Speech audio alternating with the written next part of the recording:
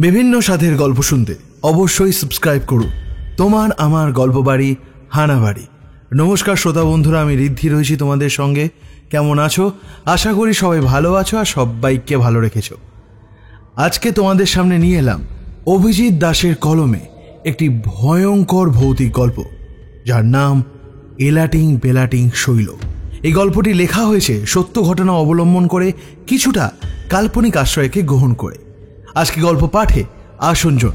চলো আর দেরি না করে গল্পটা শুনে নেওয়া যাক। গল্পটি শেষ পর্যন্ত শোনার অনুরোধ রইল।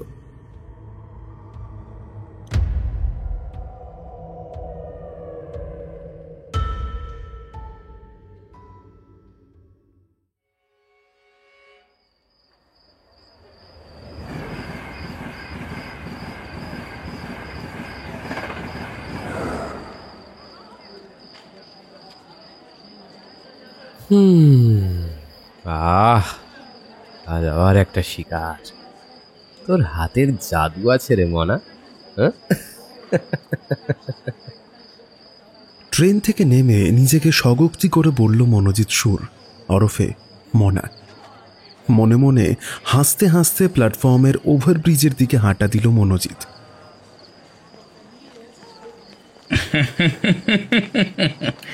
কি রে হারামি, আজ আবার এটাকে হাত মেরেছিস মনে হচ্ছে, বলল দীপেন শিকদার ওরফে দীপু। ধুর, না রে না রে বললে হবে রে কাকা। সাপের হাঁচি বেদেও চেনে, তোমার হাসি বলে দিচ্ছে। তা কেমন ছিল রে মালটা? হ্যাঁ, ডবকা নাকি কচি? একদম সেই। তাহলে দেখছি কাল তোমার কামরাতেই উঠতে হবে যে। কেন বল, আবার আমার কামরায় কেন? আজ ঘষা দিতে পারোনি মনে হচ্ছে। না রে ভাই, ছেলেটা মেয়েটার গা ঘেঁষে এমন গাঢ় করে দাঁড়িয়েছিল যেন ছুঁয়ে দিলে নষ্ট হয়ে যাবে। দেখতে পাই না।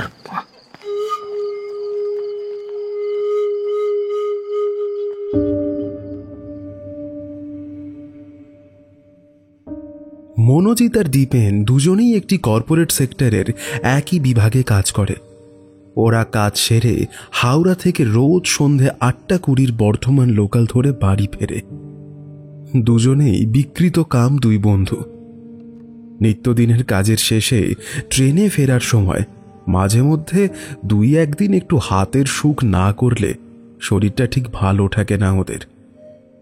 মনোজিৎ যে সেক্টরে কাজ করে সেখানে সদ্য কিছু ইন্টার্ন না হয়েছে, 15 ছেলে মেয়ে। মনোজিৎ আজই ওদের একটি থিওরি ক্লাস নিয়েছে। টপিক ছিল bad touch in work place and in public, how to recognise, how to do and how to react ইত্যাদি ইত্যাদি।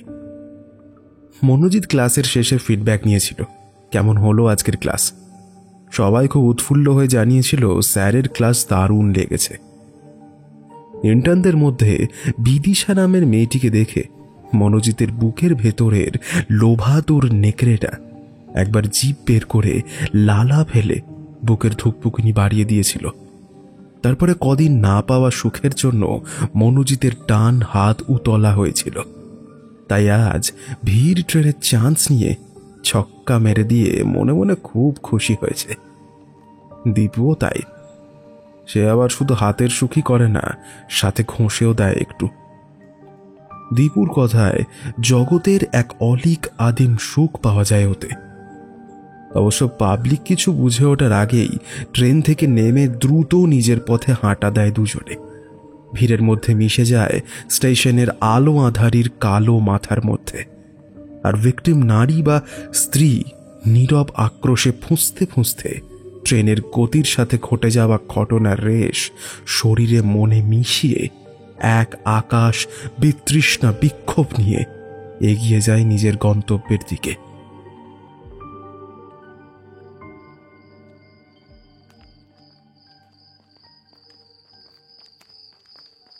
বাবা, এই আজ তো দেখছো অনেক বাজার করেছো। কিছু আছে নাকি বাড়িতে? হ্যাঁ, কাল মেয়েটার জন্মদিন, 18 পড়বে এবার। তাই বলেছে এবারের অনুষ্ঠানটা একটু ভালো রকম করবে। এই, তুই কাল আসিস কিন্তু মনীষাকে নিয়ে। আবার ওকে নিয়ে? কেন, আবার মেরেছিস নাকি? আরে তুমি তো জানো না, ও না হেভি আছে, স্লুগনার ব্যাপারটা জেনে গিয়ে যা ঝামেলা করছিল, তাই দিয়েছি কাল রাতে 2-4 ঘা বেল্ট দিয়ে।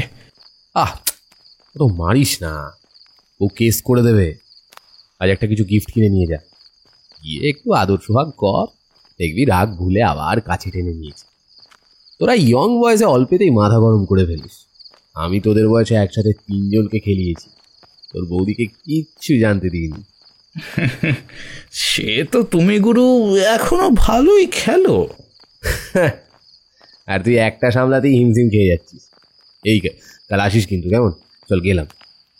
বলে গ্যারেজ থেকে সাইকেলটা নিয়ে বাড়ির পথে চলল মনোজিৎ। ওদিকে দীপেনও ওর সাইকেল নিয়ে অন্য পথে রওনা হলো।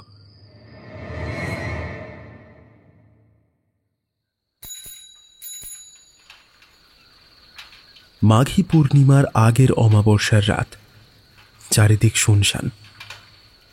হুগলি স্টেশন থেকে দুজনে বাড়ি দুদিকে, সাইকেলে মিনিট 15 পথ। স্টেশন সংলগ্ন এলাকা ছাড়িয়ে আমবাগানের দিকের রাস্তাটার মোড় নেবার পরেই মনোজিতের মনে হলো তার পাশ দিয়ে কেউ যেন যাচ্ছে। অল্প কুয়াশা আর মোবাইলের ফ্ল্যাশের আলোয় ঠিক বোঝা যাচ্ছে না, কিন্তু মনোজিৎ অনুভব করতে পারছে কেউ তার পাশে যাচ্ছে, তার সাইকেলের সঙ্গে গতি মিলিয়ে। অন্তত মনোজিতের ষষ্ঠ ইন্দ্রিয় তাই জানান দিচ্ছে। মনোজিতের গাটা শিরশির করে উঠল একবার। আর মিনিট 2 সাইকেল চালালেই আর একটা বাজার এলাকায় এসে পড়বে, লোকজন, দোকানপাট, আলো থাকবে। মনোজিৎ সাইকেলের গতি দ্রুত বাড়িয়ে দিল। হঠাৎ সাইকেলের চাকা একটা গর্তে ধাক্কা খেতেই মোবাইলটা হাত থেকে রাস্তায় গিয়ে অফ হয়ে গেল। মনোজিৎ আরেকটু হলেই রাস্তায় ছিটকে পড়ত। সে নিজেকে সামলে নিল। তোর বাল, রাত্রিরেতে যত অশান্তি। গেল বোধহয় মোবাইলটা। অন্ধকারে হাতড়ে হাতড়ে খুঁজতে লাগলো যেখানে মোবাইলটা পড়েছে। শক্ত কিছু একটা হাতে ঠেকলো মনোজিতের। হ্যাঁ, এই তো। স্ক্রিনটা গেছে একেবারে। ফোনের পাওয়ার বাটনটা টিপে অন করলো মনোজিৎ। স্ক্রিনে একটা লাইট জ্বলে উঠল। পর মুহূর্তে স্ক্রিনের উপরে কয়েকটা আশ্চর্য দাগ দেখে ভয়ে আতকে উঠল সে।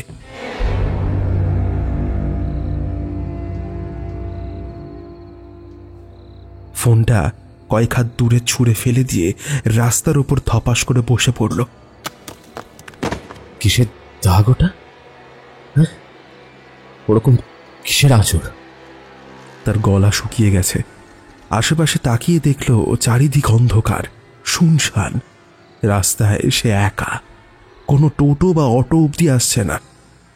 মনোজিৎ ভয়ে ভয়ে উঠে দাঁড়ালো। ফোনটা একটা মিউজিক বেজে অন হয়ে পড়ে আছে। স্ক্রিনের আলোটা জ্বলে আছে। দূর থেকে স্ক্রিনের ফাটা দাগটা দেখা যাচ্ছে। সে ধীর পায়ে ফোনটার কাছে এসে ঝুঁকে ফোনটা তুলে নিল। কই, স্ক্রিনে তো কোনো দাগ নেই, যেমনটা দেখেছিলাম একটু আগে। তাহলে হয়তো চোখের ভুল। হঠাৎ তার কানের পাশে কে যেন মেয়েলি কণ্ঠে বলল, কিরে, মেয়েটা কুচি ছিল বল? মনোজিৎ চমকে উঠে পেছনে ঘুরে তাকালো। ফোনের ফ্ল্যাশটা জেলে এদিক ওদিক ঘুরিয়ে দেখতে লাগলো। কে কে এখানে? মনোজিৎ বুঝলো তার গলা শুকিয়ে গেছে, কপালে বিন্দু বিন্দু ঘাম। কিন্তু তার কেমন যেন শীত শীত করছে। যদিও শীতের সন্ধে, তবু এই অনুভূতি যেন অন্যরকম। শীতে আড়ষ্ট ভাব ঘনিয়ে আসছে যেন।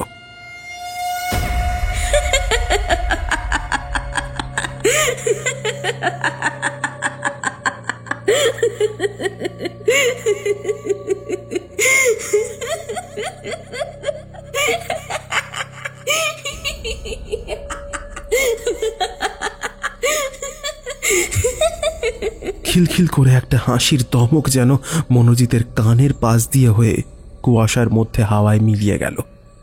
মনোজিৎ আবার চমকে উঠল, কাঁপা কাঁপা গলায় বলল, কে বলো বলছি। ভালো হবে না বলে দিলাম। এসব ইয়ার কি ভালো লাগছে না। কে? সামনে সব।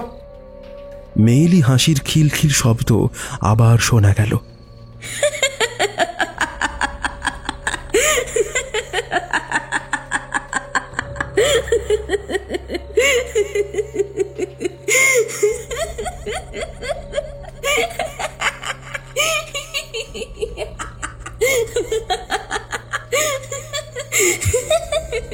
মনোজিৎ চকিতে পেছন ঘুরে ফ্ল্যাশের আলো ঘুরিয়ে ধরল। না, কেউ নেই। হঠাৎ ফোনের স্ক্রিনের আলোটা জ্বলে উঠল, আর স্ক্রিনের ওপরে আবার সেই আঁচড়ের দৃশ্য দেখে মনোজিৎ একটা গোঙানির চিৎকার করে ফোনটা হাত থেকে ফেলে দিল।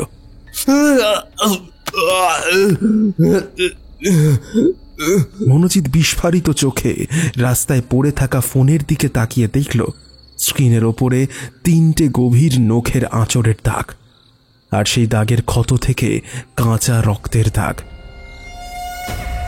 স্ক্রিনের ওপরে একটা মেয়ের অবয়ব ফুটে উঠেছে যেন। মনোজিৎ তাকিয়ে না থাকতে পারলেও তাকে যেন এক প্রকার জোর করেই দেখতে হচ্ছে, বাধ্য হয়ে। একটা মেয়ের অবয়ব, মুখটা চেনা চেনা লাগছে একটু। মনোজিতের চোখ বিস্ফারিত হয়ে গেল। ট্রেনের সেই মেয়েটা, ভিড়ের সুযোগে ক্ষণিকের মধ্যে যার স্তনযুগলে হাতের সুখ করে নিয়েছিল সে। মনোজিৎ ভয়ে দুপা পিছিয়ে গেল, আর শুনতে পেল সেই খিলখিলে হাসির ধমক।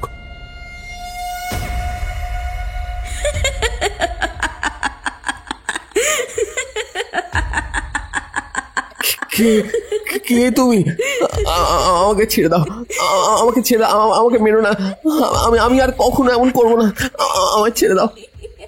মনোজিৎ দেখল তার সামনে কুয়াশার জমাট বেঁধে পুঞ্জীভূত হয়ে একটা অবয়বের রূপ নিচ্ছে। একটা নারী মূর্তি, পুরো সাদা শরীর, মাথায় কালো লম্বা চুল মুখের সামনে ঝুলছে, ঠিক যেমনটা কদিন আগে সিনেমায় দেখেছিল মনোজিৎ। ভূতের অমন লোভনীয় শরীর দেখে মনে মনে তার ভেতরের লোলুপ নেকড়েটা ঠোঁট কামড়ে লাল করে ফেলেছিল। হ্যাঁ, সেরকমই অবয়ব তো। মনোজিতের শির দ্বারা বেয়ে একটা হিমেল স্রোত নেমে এলো যেন। মনোজিৎ এক দৃষ্টে তাকিয়ে আছে সামনের ওই পুঞ্জীভূত সাদা অবয়বের দিকে। হঠাৎ ফোনটা বেজে উঠল তার। কেউ ফোন করছে। ফোনটা রিং হয়ে কেটে গেল। মনোজিৎ আবার কাকুতি মিনতি করে উঠল, আমাকে যেতে দাও প্লিজ, আমায় মেরো না, আমায় মেরো না, আমায় মেরো না। মনোজিৎ দেখল নারী মূর্তির মুখের সামনে থেকে চুল সরে গিয়ে একটা সাদা মুখ দেখা যাচ্ছে। সাদা চোখের মণিতে 2টো কালো বিন্দু, আর তার লাল লিপস্টিক মাখা ঠোঁটের হাসির ফাঁক দিয়ে সাদা দাঁতের পাটি দেখা যাচ্ছে। কিরে, আমায় পেয়ে হাতে সুখ করবি না? বলে উঠল নারী অবয়বটা। মনোজিৎ আতকে উঠল একবার। অজানা আতঙ্কে কাঁপতে কাঁপতে হাত জোর করে বলল, আমায় ছেড়ে দাও, আমায় ছেড়ে দাও, আমি আর কাউকে কিচ্ছু করবো না, আমাকে এবারের মতো মাফ করে দাও, আমায় প্লিজ যেতে দাও, প্লিজ প্লিজ, আমায় যেতে দাও, আমায় মেরো না।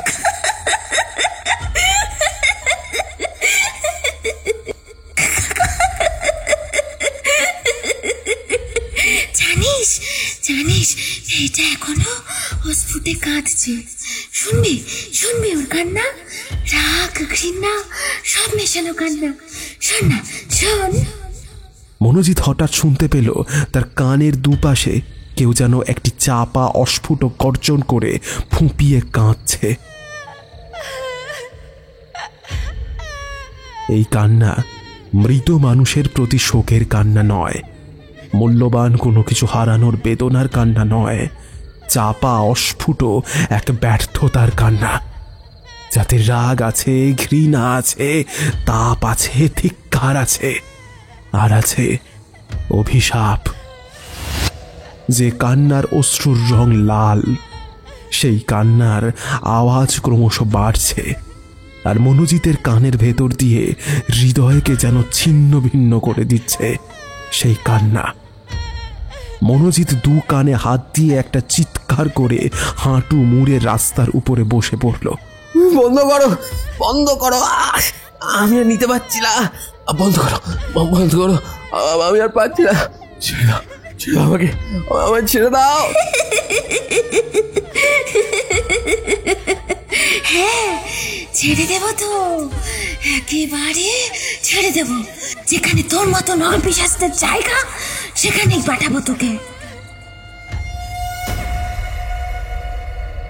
মনোজিতের কানে কথাগুলো আসতেই সে চমকে তাকালো সামনের দিকে, আর পর মুহূর্তেই দেখল আবছায়া নারী মূর্তিটা তার সামনে হাঁটু মুড়ে বসছে, ঘাটটা ডান দিকে কাত করে মনোজিতের দিকে তাকিয়ে আছে। মনোজিৎ ওই চোখ আর সহ্য করতে পারল না, দুহাত দিয়ে মুখ ঢাকতে গেল, আর তখনই একটি প্রবল যন্ত্রণায় চিৎকার করে রাস্তায় ছিটকে পড়ল সে। মনোজিৎ অনুভব করল কেউ যেন তার মুখের ওপরে গভীর ক্ষত করে একটি আঁচড় কেটে দিয়েছে। তার কপাল, চোখ, মুখ ফালা ফালা হয়ে গেছে যেন, আর সেই ক্ষত দিয়ে রক্তের গরম ভাপ উঠছে। তার ডান দিকের কবজির নিচের অংশটা ফাঁকা ফাঁকা লাগছে যেন।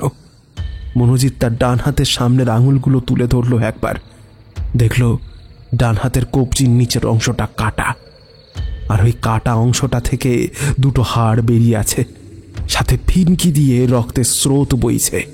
প্রচণ্ড যন্ত্রণায় বাকরুদ্ধ হয়ে গেল মনোজিৎ। একটা চিৎকার করতে যাবে এমন সময় তার মুখে কেউ যেন কিছু একটা ঢুকিয়ে দিল। মনোজিৎ গভীর ক্ষতযুক্ত চোখে একবার নিচের দিকে তাকিয়ে দেখল তার মুখের ডান হাতের কবজির নিচের অংশটা ঢোকানো, তার আঙুলগুলো নড়াচড়া করে কাঁপছে এখনো।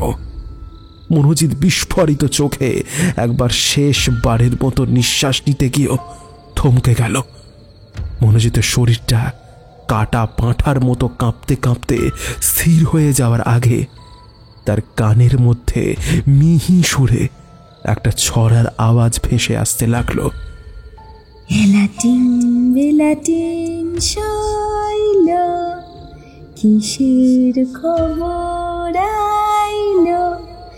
এলাটিন বেলাটিন শৈল, কিসের খবর আইল?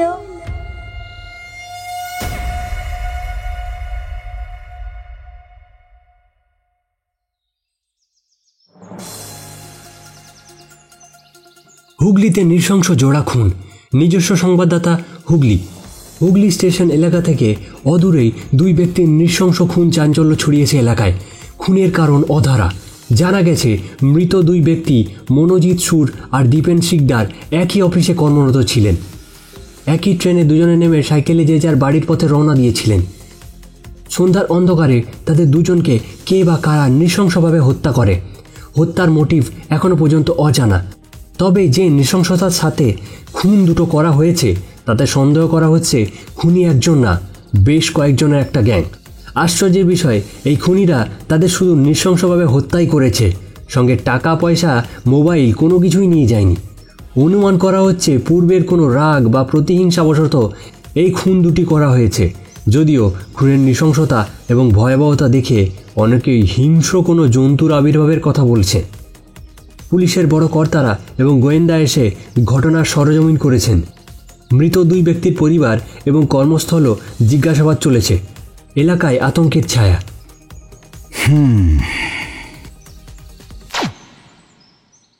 খবরটা দেখে একটা দীর্ঘশ্বাস ফেলে অফ করলো টিভিটা নিহার। তার অফিসের এই দুই কলিগকে সে হাড়ে হাড়ে চেনে। এটা যে পূর্ব পরিকল্পিত খুন এ ব্যাপারে সে নিশ্চিত। মৃত দুই কলিগের চরিত্রের আনুষঙ্গিক দোষ তো আছে ভালোই, তেমনি কোনো ব্যক্তি মেয়ে বা নারী হয়তো লোক লাগিয়ে করেছে কাজটা, কিন্তু তাই বলে এত নৃশংসতার সাথে? কপালে চিন্তার ভাঁজ পড়ল নিহারের। ব্যান্ডেলের কলিগ অমিও ফোন করে জানিয়েছিল সকালেই। সে খবর পেয়েই ঘটনাস্থলে গিয়েছিল। দীপেনের খুনটা নৃশংসতার ভয়াবহতা ছাড়িয়ে গেছে। দীপেনের যৌনাঙ্গ টুকরো টুকরো করে কেটে তলপেট বরাবর ফালা ফালা করে দিয়েছে তীক্ষ্ণ নখের আঁচড়ে। কি এমন অস্ত্র যে এক আঘাতেই ওরকম ফালা ফালা করে দেয়? শিবাজির বাঘনখের ব্যাপারে একবার শুনেছিল বটে, সেরকমই কিছু একটা হবে হয়তো। আজ অফিসে কাজ কারবার সব লাটে উঠবে সে তো বোঝাই যাচ্ছে। পুলিশ এসে সবাইকে জেরা করবে, অন্তত ওদের দুজনের অর্থস্থন কর্মচারীদের। সিনিয়র কালিকদের প্রতি জুনিয়র কালিকদের রাগের তাপের কথা তো কর্পোরেট সেক্টরের পুরনো কথা। যাকগে, জিজ্ঞাসাবাদ করলে কি আর বলবো। অরুণাও আশা করি চুপ করে থাকবে মনোজদার কুপ্রস্তাব দেওয়ার প্রসঙ্গে। অন্তত চুপ থাকাটাই শ্রেয় এই সময়। মুখ হলেই তো বিপদ। কথাতেই আছে, বাঘে ছুঁলে 18 ঘা, পুলিশে ছুঁলে তার ডবল। তবে কাজটা যে করেছে সে ভালোই করেছে, পৃথিবীর বোঝা হালকা করেছে অন্তত। নাহলে অরুণাকে মনোজদার এই কুপ্রস্তাব দেওয়ার কথা শোনার পরই খুন করতে ইচ্ছে হয়েছিল। অরুণাও ফোন করেছিল একটু আগে, ফোনে বেশ খানিক বকলো। এই খবরে সে খুব আনন্দিত হয়েছে, বারবার বলছিল ঠিক হয়েছে, বেশ হয়েছে, যেই কাজটা করেছে একদম ঠিক করেছে। ওই হাত দিয়ে বাজে স্পর্শ করেছিল মনোজদা একদিন ওকে। নেহাত সিনিয়র বলে চেপে গেছিল ব্যাপারটা, আর আজ ওই হাত কেউ কেটে নিয়েছে শুনে অরুণার মনে মনে খুশি যেন আর বাদ মানছে না। নিহারকে সাবধান করেছে যে আনন্দের অতিশয্যে যেন উচ্ছ্বাস প্রকাশ না করে পুলিশের সামনে, তাহলে সন্দেহের তীর মুহূর্তের মধ্যে অরুণার দিকে ঘুরে যাবে, আর অরুণার থেকে নিহারের দিকেও। কারণ অফিসের অনেকেই ওদের নিয়ে গসিপ করে, ওদের প্রেম নিয়ে। যদিও মনোজিতের কুপ্রস্তাব দেওয়ার ব্যাপারটা একমাত্র ওরা দুজনেই জানে। দেখাই যাক জল কতদূর গড়ায়। নিহার বিছানা থেকে উঠে অফিস যাওয়ার জন্য প্রস্তুত হলো।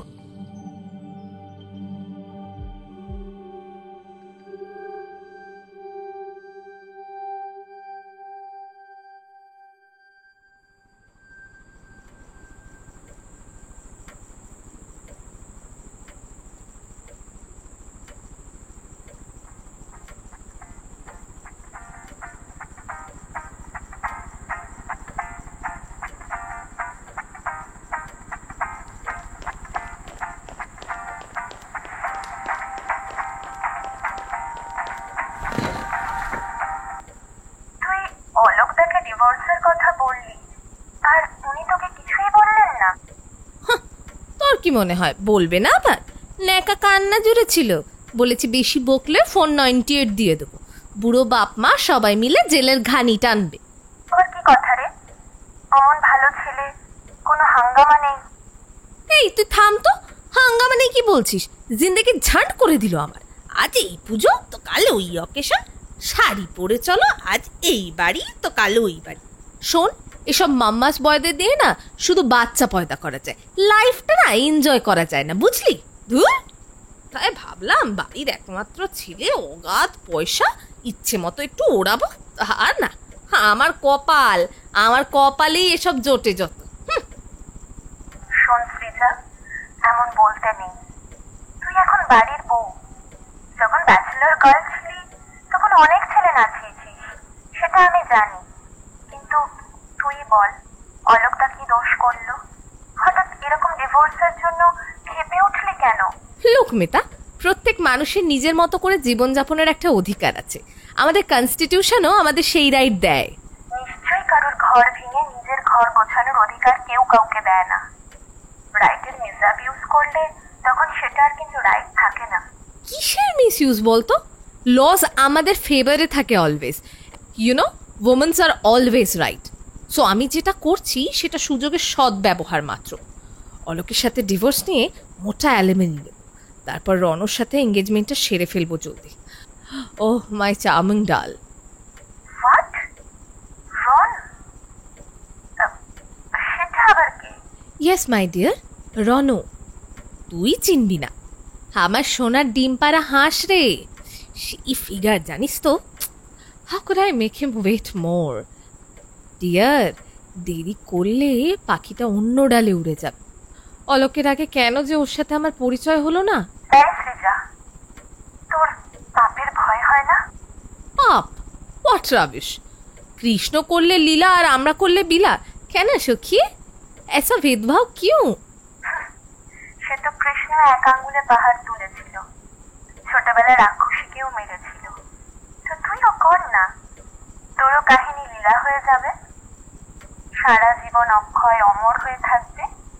বকিস না। এই তুই যা তো, জ্ঞান দিতে এসেছে। শোন, যতদিন আমাদের এই দেশের আইন আমাদের সাথে থাকবে ততদিন এটা সহি ইস্তেমাল করার রাইটও আমাদের আছে, আর আমিও ঠিক তাই করব। ও সব ন্যাকামি টাকামি আমার পোষায় না। বলে কি না বেবি নেওয়ার প্ল্যান করবো। মাই ফুট, আমার ফিগারের 12টা বেজে যাবে আর আমি সেটা দেখবো চুপচাপ। সেটা হয় না রে। তাই বলে ডিভোর্স, তারপর আবার অন্য ছেলে? তোর বহুগামিতা রূপ এখনো সারিনি দেখছি। হোয়াট রাবিশ, বহুগামিতা আবার কি? This is the beauty of life my dear, art of living. When laws and order in our favor, what to fear, my dear? And why only boys have all the fun? তুই মরবি, বুঝেছিস? তুই মরবি।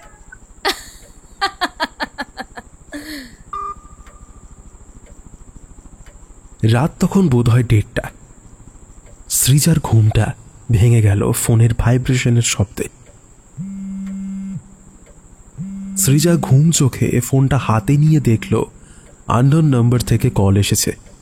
কলটা receive করতেই ফোনের ও প্রান্ত থেকে একটা হিস হিসে গলা শুনতে পেল সৃজা। একটা ছড়া কেউ সুর করে গাইছে।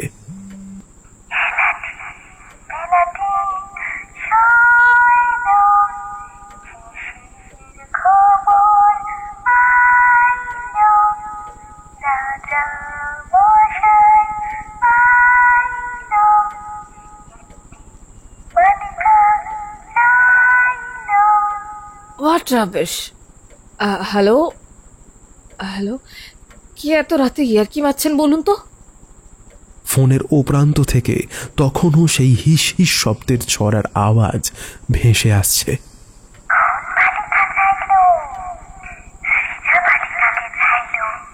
হোয়াট? নিজের নামটা ফোনের অপর প্রান্তে শুনতে পেয়ে তন্দ্রা ছুটে গেল সৃজার। হ্যালো, কে বলুন তো আপনি? এত রাতে দরজার কলিং বেলের আওয়াজ শুনে চমকে উঠল সৃজা। এত রাতে আবার কে এলো? অলোক? সেই ফ্ল্যাটের ঠিকানা জানে অবশ্য, কিন্তু এত রাতে বাবা মাকে রেখে তো সে আসবে না।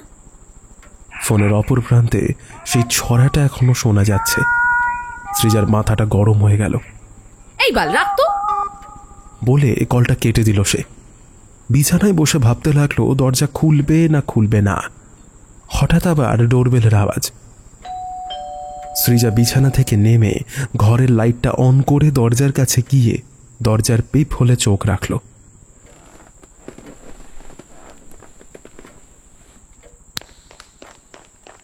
কেউ তো নেই।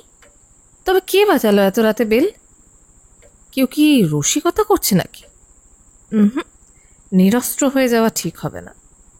কিচেন থেকে বড় ছুরিটা নিয়ে এক হাতে ধরে দরজাটা খুলল সৃজা।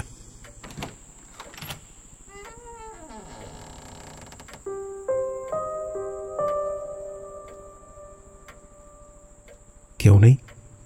বিরক্তির সঙ্গে দরজাটা বন্ধ করে লক করলো আবার। দরজা বন্ধ করে চমকে উঠে স্থির হয়ে দাঁড়িয়ে রইল সৃজা। ঘুমের অবশিষ্ট তন্দ্রা ছুটে গেছে তার সামনের দৃশ্য দেখে। বিছানায় এটা কি শুয়ে? নিজের অবয়বকে বিছানায় শুয়ে থাকতে দেখে নিজের চোখকে বিশ্বাস করতে পারল না সৃজা। এমনটাও হয়? কি কি কি করে সম্ভব? আমি তো এখন এখানে দরজার কাছে দাঁড়িয়ে। তাহলে তাহলে বিছানায় ওটাকে? একটা চাপা আতঙ্কে সৃজার কপাল থেকে বিন্দু বিন্দু ঘাম গড়িয়ে পড়তে লাগলো। ছুরিটা এক হাতে সামনের দিকে উদ্যত করে বিছানার দিকে এগিয়ে আসতে লাগলো সে। সৃজার মতোই সেম সাদা মকমলের নাইটি গাউন পরে মেয়েটি পাশবালিশ জড়িয়ে শুয়ে আছে বিছানার ওপর, যেমন একটু আগে সে শুয়েছিল। এরকম দৈত্য সত্তা দেখে সৃজার মাথা ঘুরতে লাগলো। পাশে টেবিলে রাখা ফোনটা আবার ভোঁ ভোঁ করে বেজে উঠল। সৃজা চমকে উঠল। ফোনটা তো একটু আগে সে বিছানায় রেখেছিলাম, টেবিলে গেল কি করে? না, কিছু একটা গোলমাল হচ্ছে। স্বপ্ন দেখছি না তো আমি? মেয়েটা একপাশে ঘুরে ফোনটা কানে নিয়ে রিসিভ করলো। এখন শুধু মেয়েটার পিছের দিকটা দৃশ্যমান। সৃজা শুনতে পেল সে আগের ছড়াটা ফোনের স্পিকার থেকে হালকা আওয়াজ করে ভেসে আসছে। হেলাটিং বেলাটিং শৈল, কিসের খবর আইলো, রাজা মশাই আইলো, একটি বালিকা চাইলো। তবে এবারে মেয়েটা চুপ, কোনো কথা নেই। অথচ সৃজা ফোন রিসিভ করে কথা বলছিল। সৃজার শরীরটা একবার কেঁপে আসলো সেই আওয়াজ শুনে। এবারে মিহি সুরে ওই ছড়ার আওয়াজটা ফোন থেকে নয়, বিছানায় থাকা মেয়েটার থেকে আসছে। হেলাটিং বেলাটিং শৈল, কিসের খবর আইলো, রাজা মশাই আইলো, একটি বালিকা চাইলো। সৃজা ভয়ে আতঙ্কে দেওয়ালে পিঠ দিয়ে দাঁড়ালো। কাঁপা কণ্ঠে জিজ্ঞাসা করল, কে? সৃজা দেখল মেয়েটা সেই ছড়াটা বলতে বলতে তার দিকে ঘাড় ঘুরিয়ে তাকিয়েছে। হেলাটিং বেলাটিং শৈল, কিসের খবর আইলো, রাজা মশাই আইলো, একটি বালিকা চাইলো, কোন বালিকা চাইলো, সৃজা বালিকাকে চাইলো। কি বিভৎস সাদা মুখ, চোখের মনির জায়গায় দুটো কালো বিন্দু। সৃজা ভয়ে আতঙ্কে দু হাতে চোখ চাপা দিল। তারপরে সব চুপ। সৃজা মুখে ঢাকা আঙুলের ফাঁক দিয়ে দেখল বিছানায় কেউ নেই। মুখ থেকে হাত সরিয়ে ভাবতে লাগলো ঠিক কি হলো একটু আগে ব্যাপারটা। হঠাৎ সৃজা সামনে তাকালো, দেখতে পেল ওই সাদা নারীর অবয়বটা বিছানার ওপর থেকে হামাগুড়ি দিয়ে বেরিয়ে আসছে। মুখের সামনে চুলগুলো ঝোলানো।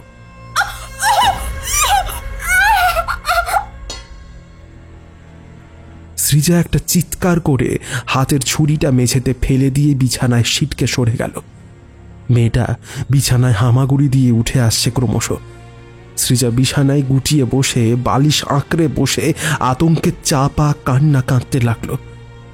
মেয়েটা বিছানায় হামাগুড়ি দিয়ে উঠে এলো, চুলগুলো সামনের দিকে ঝোলানো। মেয়েটা তার সামনে এসে হিস হিসে গলায় বলল, কিরে, তোর খুব পুরুষ শরীরের লোভ, তাই না? কে কে তুমি? আমাকে আমাকে আমাকে মেরো না।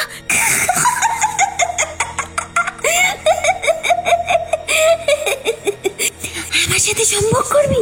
হায় হায়, আজ আমি তোকে সম্ভোগ করা শেখাবো। ভয় পাস না, ভয় পাস না। কে তুমি? আমাকে আমাকে ছেড়ে দাও, আমাকে ছেড়ে দাও বলছি। আমি তোমার কি ক্ষতি করেছি? আমাকে ছেড়ে দাও।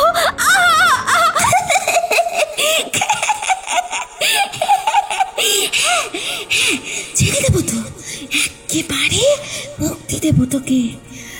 হার্ট অফ প্রতিক্রিয়া শেষ পর্যায়টা দেখবি না? দেখ তবে দেখ। সৃজা দেখল মেয়েটা ধীরে ধীরে টিকটিকির মতো পিছিয়ে বিছানা থেকে মেঝেতে নামল। তারপরে মেঝেতে পড়ে থাকা ছুরিটা ধরে হাতলের দিকটা তার যৌনাঙ্গে সজোরে ঢুকিয়ে দিল।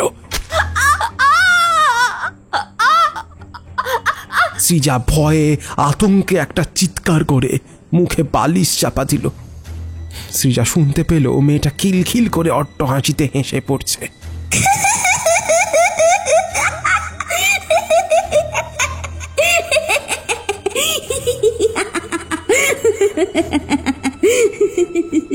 সৃজা কাঁপতে কাঁপতে বালিশ থেকে মাথা তুলে তাকালো, দেখলো মেয়েটা হাসি থামিয়ে তার দিকে ক্রূর দৃষ্টি নিয়ে ঠোঁটে একটা বাঁকা হাসি নিয়ে তাকিয়ে আছে। হঠাৎ সৃজা বিছানা থেকে শূন্যে মেঝেতে আছড়ে পড়ল। পর মুহূর্তেই সৃজা নিজের তলপেটের যৌনাঙ্গের উপরে একটি প্রবল যন্ত্রণা অনুভব করে ব্যথায় বাকরুদ্ধ হয়ে চোখ দুটো বিস্ফারিত করে একটি অস্ফুট চিৎকার করে উঠল। আর তারপরেই সৃজা অনুভব করল তার মুখের ওপর থেকে বুকের স্তনযুগল হয়ে পেট অবধি আঁচড় কেটে ফালা ফালা হয়ে যাবার একটি তীব্র যন্ত্রণা। রক্তাক্ত মুখে কাঁপতে কাঁপতে সৃজা মাথা নামিয়ে দেখল একটি তীক্ষ্ণ নখরযুক্ত কয়েকটা আঁচড় তার মুখের থেকে পেট অবধি চিরে গেছে। গরম রক্তের ধারা নেমে আসছে তার শরীর জুড়ে।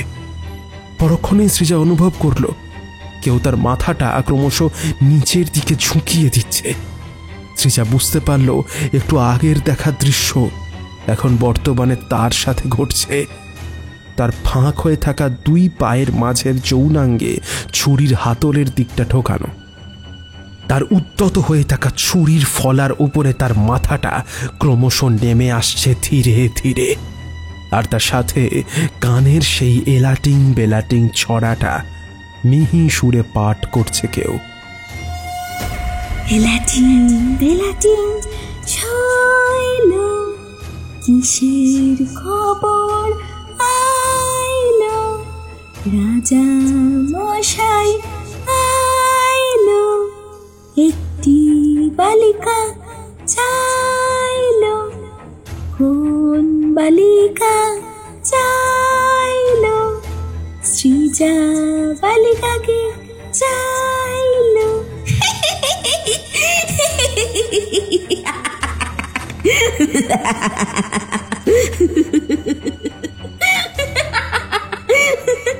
ছুরির ফলাটা তার মুখে ঢুকে কণ্ঠনালী ভেদ করে যাওয়ার আগে একবার একটি শেষ চিৎকার সৃজার গলা দিয়ে বেরিয়ে এলো।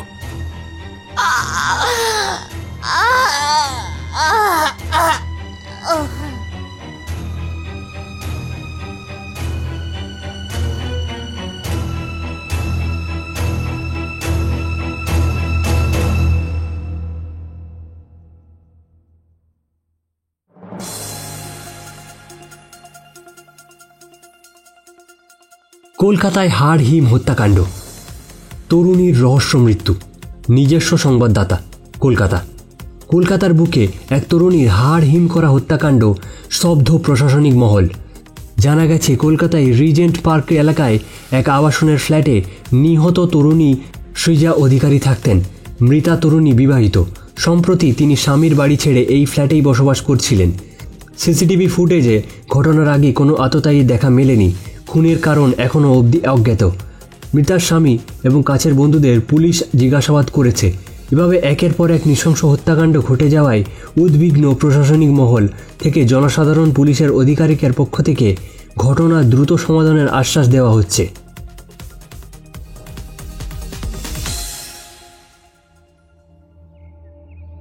কি ত্রিলোকেশ্বর, কিছু বুঝছো? প্রশ্নটা করলেন লালবাজারের গোয়েন্দা বিভাগের অফিসার রমানাথ চন্দ্র। ত্রিলোকেশ্বর সাহা রমানাথের সহকর্মী অফিসার। স্যার, যেভাবে খুন করেছে তাতে মনে হচ্ছে মেয়েটাকে মানুষ হিসেবে না, খেলার পুতুলের মতো করে মেরেছে। ওই যেমন ছোটবেলায় কোনো টেডি পুতুলকে ধরে পেট চিরে ভিতরে তুলো বের করতাম তেমনভাবে। রমানাথ তাকালেন ওর দিকে। না স্যার, আপনি বলুন, আপনি পারবো এভাবে খুন করতে? হ্যাঁ, খুনের নৃশংসতাটা দেখুন একবার, যেভাবে যৌনাঙ্গে, বাপরে, তাও আবার হাতলের দিকটা। এত আক্রোশ নিয়ে কোনো মানুষ এভাবে খুন করতে পারে? মানুষ না তো কি, ভূতে এসে করে গেছে। না মানে পরপর 3টে খুন, 2টো হুগলি, একটা কলকাতা। আগের দুজনের চরিত্রে আনুষঙ্গিক দোষ জানা গেছে, কিন্তু মোটিভটা অজানা।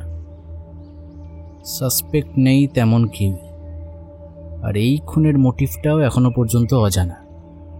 কাছের বান্ধবীর বয়ান অনুযায়ী চরিত্র আনুষঙ্গিক দোষে দুষ্ট, আর স্বামীর সাথে তেমন কোনো ঝুট ঝামেলা বনিবনা নেই, যার কারণে এরকম নৃশংস খুন করা চলে। তাহলে করল কে? ক্রাইম সিন ইনভেস্টিগেশন করতে করতে বিড়বিড় করে বললেন রমানাথ। আচ্ছা ত্রিলোকেশ্বর, বলো তো দেখি 3টে খুনের মধ্যে মিল কোথায়? কি স্যার? সম্ভবত মার্ডার ওয়েপেন। 3টে খুন একই অস্ত্র দিয়ে করা হয়েছে, একই রকমের আঁচড়ের দাগ। স্যার, হুগলি সেই পিশাচ কি তবে কলকাতাতেও হানা দিল? বোকার মতো কথা বলো না ত্রিলোকেশ্বর। কলকাতায় এত জায়গা থাকতে পিশাচ খুঁজে খুঁজে এই আবাসনের ফ্ল্যাটে এসে কোনো এক মহিলাকে খুন করে যাবে? তাহলে স্যার? আততাই মানুষ, কোনো পিশাচ টিশাচ নয়। আততাই একজন অথবা কোনো গ্যাং। কিন্তু সিসিটিভি ফুটেজে কোনো মানুষের দেখা মেলেনি। শেষবার রাতের বেলা একেই দেখা গিয়েছিল দরজা খুলে বাইরে বেরিয়ে আসতে। মার্ডার ওয়েপেনটা কি সেটা জানাটা খুব জরুরি, বুঝলে তো? 3 জনের শরীরে একই রকমের ক্ষত চিহ্ন, তাই মার্ডার ওয়েপেন একটাই বা একই রকম। শরীরের ক্ষতচিহ্ন থেকে সেটাই অনুমান করে স্থির সিদ্ধান্তে আসা যায় অন্তত। কিন্তু কি অস্ত্র আর কেমন অস্ত্র? স্যার, তীক্ষ্ণ ফলাযুক্ত নখের মতো কিছু, ওই যেমন ওয়ালভারিন সিনেমায়। ঠিক। ছুরিটায় আততায়ীর আঙুলের ছাপ থাকবে, থাকা উচিত।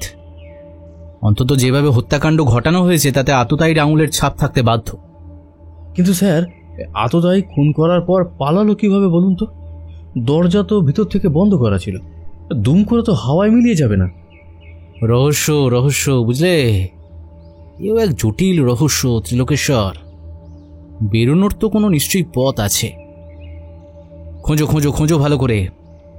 দেওয়াল আলমারি সরিয়ে দেখতে হবে ঘর থেকে বেরিয়ে যাওয়ার কোনো গোপন রাস্তা আছে কিনা।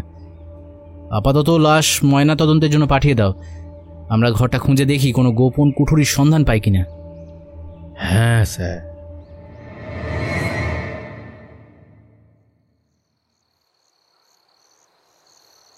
কিরে, তোদের মালগেলা শেষ হয়নি?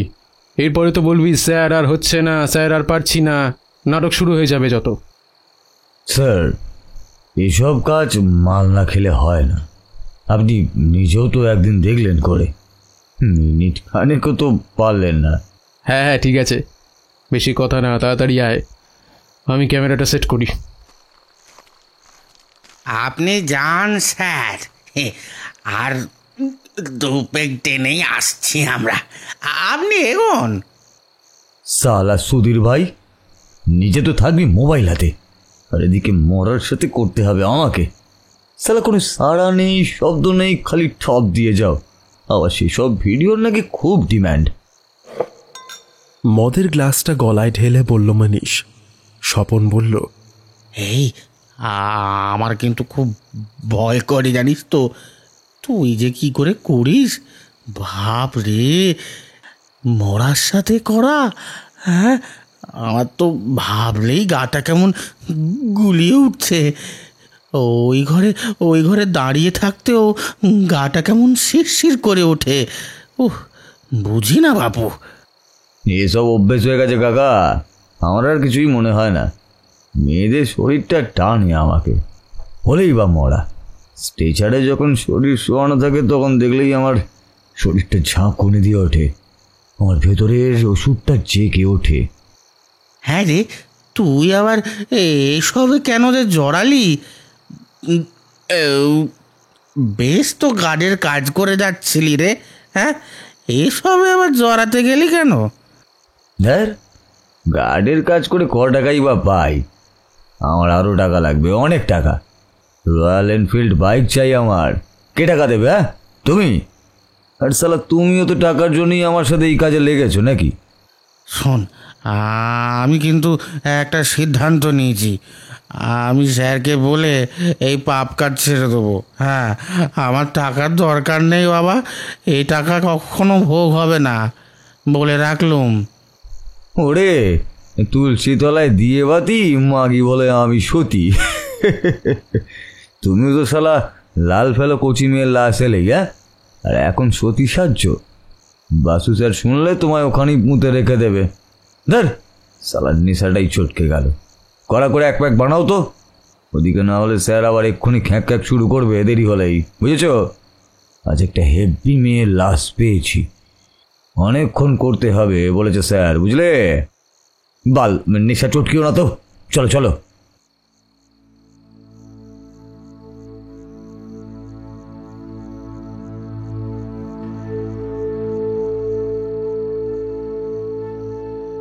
শেষ পেকটা গলায় ঠেলে বলল মনীষ। মনীষ আর স্বপন দুজনেই মর্গের পিছনের ঘরের দিকে এলো। বাসু স্যার মোবাইলের স্ট্যান্ড সেট করে সত্য আসা লাশটা মর্গের পেছনের পর্দা ঘেরা ঘরে স্ট্রেচারে শুইয়ে দিয়েছেন। লাশটা দেখে মনীষ একবার ঠোঁটে জিভ বুলিয়ে নিল। চুড়িদার পরা ফর্সা মেয়েটার লাশ, বয়স 25-26, বাইক অ্যাক্সিডেন্ট করেছে। মুখের সামনের দিকটা থেঁতলে গেছে, মুখ কাপড় দিয়ে ঢাকা। রক্তাক্ত সাদা ড্রেস সহ শরীরটা নিথর হয়ে পড়ে আছে স্ট্রেচারের ওপরে। ঘরের হলদেটে আলো আর বাইরের ঝিঁঝি পোকার ডাক ঘরের মধ্যে যেন একটা নিস্তব্ধ মায়াবী পরিবেশ তৈরি করেছে। স্যার, মুখটা একবার দেখতে পেলে। মুখটুক দেখে কাজ নেই, থেতলে গেছে। শরীরটা নিয়ে কাজ আমাদের। তুই কর। আর এবারে 15 মিনিট করতে হবে বলে দিলাম। চাবুক বডি আছে, ভিডিওর ভালো দাম পাওয়া যাবে। নে শুরু কর। মনীষ প্যান্টের বেল্ট খুলে স্ট্রেচারে শোয়ানো লাশটার দিকে এগিয়ে গেল। নধর শরীর, অনেকদিন এরকম শরীর সে পায়নি। নধর শরীর দেখলে মনীষের খাসির মাংস খাবার কথা মনে পড়ে যায়। নরম তুলতুলে খাসির মাংস। মনীষের চোখে কামনার আগুন জ্বলে উঠেছে, ঠোঁট কাঁপছে কামনার উন্মত্ততায়। মনীষ মেয়েটার নিথর শরীরের দিকে এক দৃষ্টে তাকিয়ে থাকতে থাকতে স্ট্রেচারে উঠে এলো। ডান হাতের আঙুলগুলো দিয়ে মেয়েটার বুকের ওপর পেটের নাভি অবধি সুরসুরি দেওয়ার মতো করে হাত বুলিয়ে নিল। তারপরে মেয়েটার উপরে ঝুঁকে পড়ে নাক দিয়ে বুকের কাছ থেকে তলপেট অবধি একবার টেনে ঘ্রাণ নিল। মেয়েটার রক্তাক্ত ফর্সা ডান হাতটা ঠোঁটের কাছে তুলে ঘ্রাণ নিয়ে মনীষ তাকালো বাসু স্যারের দিকে। মনীষের মুখে এক রাস হাসি। অনেকদিন পর আজ আবার একটা খাসির মাংসের মতো তুলতুলে মাংসের স্বাদ পাবে সে। মোবাইলের অপর প্রান্তে থাকা বাসু স্যারের ঠোঁটের কোণে হাসি ফুটে উঠেছে। মনীষ আজকে মুডে আছে, ওর ভিতরে শয়তানটা জেগে উঠেছে। এই বডি থেকেও লাখ টাকার উপর কামাই হবে। হঠাৎ ঘরের হলদেটে লাইটটা দপদপ করে কেঁপে উঠল কয়েক। এই লাইটটার আবার কি হলো? এত ডিস্টার্ব করে না। ওপরের লাইটের দিকে তাকিয়ে বলে উঠল বাসু স্যার। বাসু স্যার মোবাইলের দিকে তাকালো, দেখল মনীষ স্ট্রেচারের ওপরে লাশের দুপাশে হাঁটু মুড়ে বসে নিচের শার্ট খুলতে লেগেছে। এদিকে দপদপ করে আলোয় ভিডিওটা বোঝা যাচ্ছে না ভালো করে। স্ক্রিনের ছবি কেঁপে কেঁপে উঠছে। হঠাৎই দপ করে আলোটা বন্ধ হয়ে গেল। ধুর, স্বপন যাও তো, দেখো তো কি হলো। বাল, এই সময় লাইটটা ডিস্টার্ব করতে হলো। দেখছি স্যার, দেখছি বলে স্বপন পাশের ঘরে গেল। বাসু স্যার বিরক্ত হয়ে একটা সিগারেট ধরালেন। অন্ধকারের মধ্যে হঠাৎ স্ট্রেচার থেকে খটখট করে আওয়াজ পেয়ে চিৎকার করে বললেন, আরে বাড়াডা, লাইটটা আসতে দে। তারা কিসের তোর? অন্ধকারই শুরু করলি নাকি? আমার ভিডিওটার কি হবে? তারপরে ধপাস করে একটা আওয়াজ পেয়ে চমকে উঠলেন। মনীষ অন্ধকারে হাতড়ে ওনার পায়ের কাছে সরে এসে তার পা স্পর্শ করে দুপা খামচে ধরেছে। আরে কি হলো কি তোর? মনীষ কাঁপতে কাঁপতে উঠে দাঁড়িয়ে থতমত খেয়ে বলল, স্যার, মেয়েটা বেঁচে আছে, লাস্টটা নড়ছে স্যার। হোয়াট? হ্যাঁ স্যার, আমি স্পষ্ট অনুভব করেছি। পাল্টা, মুখ দিয়ে ভকভক করে মদের গন্ধ বেরোচ্ছে। তখনই বললাম অত খাস না, অত খাস না। সালা মদের ঘরে কি বুঝতে কি বুঝেছিস? মা কালীর দিব্যি বলছি স্যার। স্বপন কই? Sir, load shedding. বলতে বলতে ঘরে ঢুকলো স্বপন। আর ঢুকেই পর মুহূর্তে ঘরের দরজা তরাম করে বন্ধ হয়ে গেল। মনীষ ভয়ে আতঙ্কে অস্ফুট স্বরে কেঁদে উঠল। এবার স্বপন এগিয়ে এসে মনীষের কাঁধে হাত রেখে ভয়ে ভয়ে শুকনো গলায় জিজ্ঞাসা করল, এই কি হয়েছে? আরে অমন করছিস কেন? হঠাৎ ঘরের লাইটটা আবার তপতপ করতে লাগলো। এবারে আলোর আভাস আরো কম। ধের, সবটা চৌপাট হয়ে গেল আজ। বিরক্ত হয়ে বলল বাসু স্যার। আর তারপরেই একটা মিহি সুর আবার কানে ভেসে এলো। একটা ছড়ার আওয়াজ ভেসে আসছে বন্ধ ঘরের জানলার বাইরের দিক থেকে, যেন দেওয়ালের গায়ে লেপটে কেউ বলছে সেই ছড়াটা। বেলাটিং বেলাটিং শৈলো, কিসের খবর আইলো?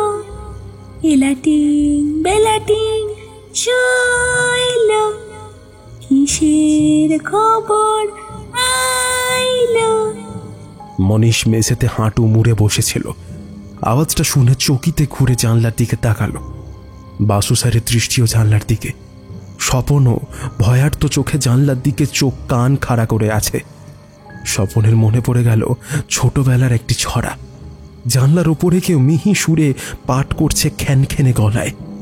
সে মিহি আওয়াজের তীক্ষ্ণতা যেন ইট বালি সিমেন্টের দেওয়াল ভেদ করে কানে এসে বিঁধছে। মুহূর্ত খানিক ওরা স্তব্ধ হয়ে রইল। তারপরে আওয়াজটা হঠাৎ ঘরের ভেতরে শুনতে পেয়ে চকিতে ঘুরে তাকালো শব্দের উৎসর দিকে। বেলাটিং বেলাটিং শৈলো, কিসের খবর আইলো?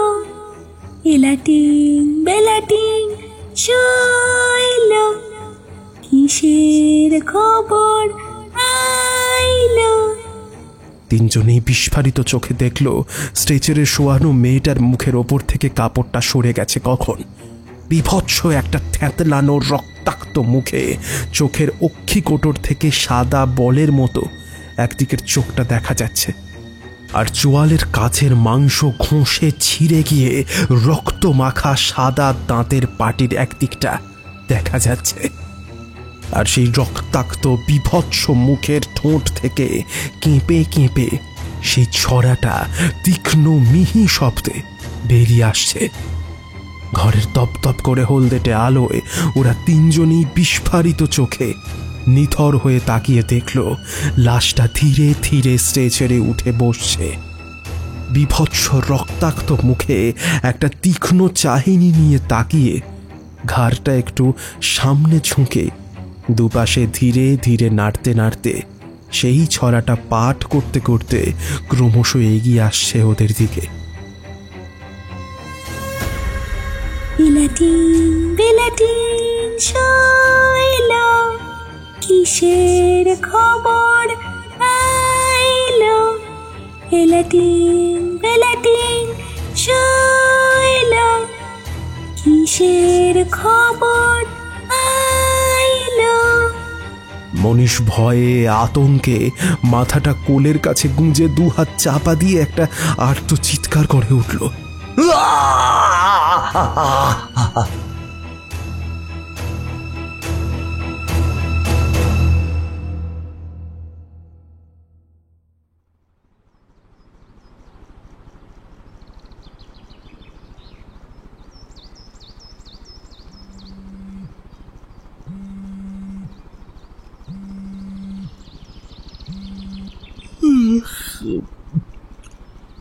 হ্যাঁ, হ্যালো। यदा यदा हि धर्मस्य ग्लानिर्भवति भारत अभ्युत्थानं धर्मस्य तदात्मानं सृजामहं परित्राणां साधूनां विनाशाय च दुष्कृतं धर्मसंस्थापनार्थाय सम्भवामि युगे युगे। হ্যাঁ? ফোনের অপর প্রান্ত থেকে উদাত্ত কণ্ঠে ভগবত গীতার শ্লোক শুনে তন্দ্রা কেটে গিয়ে বলে উঠল ত্রিলোকেশ্বর। হ্যাঁ নয় হ্যাঁ, আরে উঠে পড়ো জলদি, রেডি হয়ে তাড়াতাড়ি এসো। কেন স্যার? সম্ভবে আমি ইউগে উগে, বুঝলে? আরে বাবা এলেই দেখতে পাবে, এসে কল করবে। ফোনটা রেখে বিছানায় বসে ভাবতে লাগলো ত্রিলোকেশ্বর। ঘড়িতে তাকিয়ে দেখল 8টা বাজে। আজ রবিবার, ছুটির দিন, ডিউটি অফ, তাই আরেকটু বেলায় ওঠার পরিকল্পনা ছিল ত্রিলোকেশ্বরের। কিন্তু সকালবেলায় রমানাথ স্যারের ফোন এসে ঘুমটা ভেঙে গেল। আমার কি হলো কে জানে। একটা হাই তুলে আড়মোড়া ভেঙে বিছানা থেকে উঠে পড়ল সে।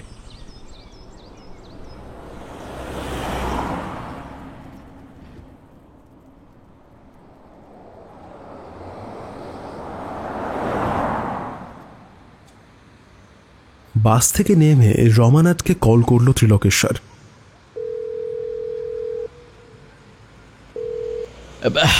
এসে গেছি স্যার। জেনারেল হসপিটাল, সোজা মর্গে চলে আসবে। হ্যাঁ, সকাল সকাল সোজা মর্গে স্যার? হ্যাঁ, আপাতত সকাল সকাল স্বর্গনরক এই মর্গেই একত্রিত হয়েছে, তাই সোজা এখানেই এসো। Okay sir. ফোনটা রেখে হসপিটালের দিকে হাঁটতে শুরু করলো ত্রিলোকেশ্বর। মর্গের সামনে এসে দেখল সেখানে তারা তরা পুলিশের গাড়ি দাঁড়িয়ে আছে। ত্রিলোকেশ্বরের বুক ঢিপ ঢিপ করছে উত্তেজনায়। নিশ্চয়ই আবার কোনো খুন হয়েছে, আর তাই সকাল সকাল স্যারের ডাক এসেছে। ভাল লাগে না। মর্গে ঢুকে রমানাথকে স্যালুট করল ত্রিলোকেশ্বর। রমানাথ জানলার দিকে তাকিয়ে একটা সিগারেট টানছিলেন। স্যার। দুজন অফিসার নাকের রুমাল দিয়ে লাশ ঘরের দিকে বেরিয়ে এলেন। এই তো, এসো ত্রিলোকেশ্বর। কি হয়েছে স্যার? কুম্ভ মেলায় যাওয়ার টিকিট কাটো হে। কেন স্যার? আরে এরপর তো ওটাই গতি আমাদের। গোয়েন্দার চাকরিটা চলে গেলে সাধু সন্ন্যাসী হয়ে কাটাতে হবে তো, নাকি? দুজনেই তো ব্যাচেলার। বুঝলাম না স্যার, চাকরি চলে যাবে মানে? না মানে একজন যখন দায়িত্ব নিয়ে সমাজের কিছু পাক পরিষ্কার করতে নেমেছে, তখন আমাদের মাথা খাটিয়ে তাকে খুঁজে বের করে এই সৎকার্যযজ্ঞের জল ঢালাটা উচিত হবে না। তাই ভাবছিলাম চাকরিটা ছেড়ে দিতে হবে। আর না ছাড়লেও বড় কর্তা ছাড়িয়ে দেবেন, সেটা নিয়ে চিন্তা নেই। সিগারেট ধরিয়ে একটা লম্বা টান দিয়ে বলল রমানাথ।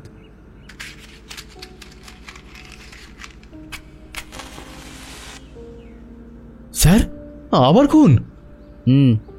এবারে 3টে ভিতরে আছে, দেখে এসো। ত্রিলোকেশ্বর পাশের ঘরের ভেতরে গিয়ে খানিক পর নাকের রুমাল দিয়ে চাপা দিয়ে বেরিয়ে এলো, চোখে মুখে ভয়, উদ্বেগ। কি অবস্থা করেছে দেখেছেন স্যার? তাকিয়ে থাকা যায় না। এরা কারা স্যার? জানা গেল কিছু? অনেক কিছু। একটা মোবাইল পাওয়া গেছে, তাতে অন রেকর্ড ঘটনার এবং এই হত্যাকাণ্ডের অদ্ভুত এক বিবরণ পাওয়া গেছে। বলেন কি স্যার? এই খুনও কি আগেরগুলোর সাথে যুক্ত?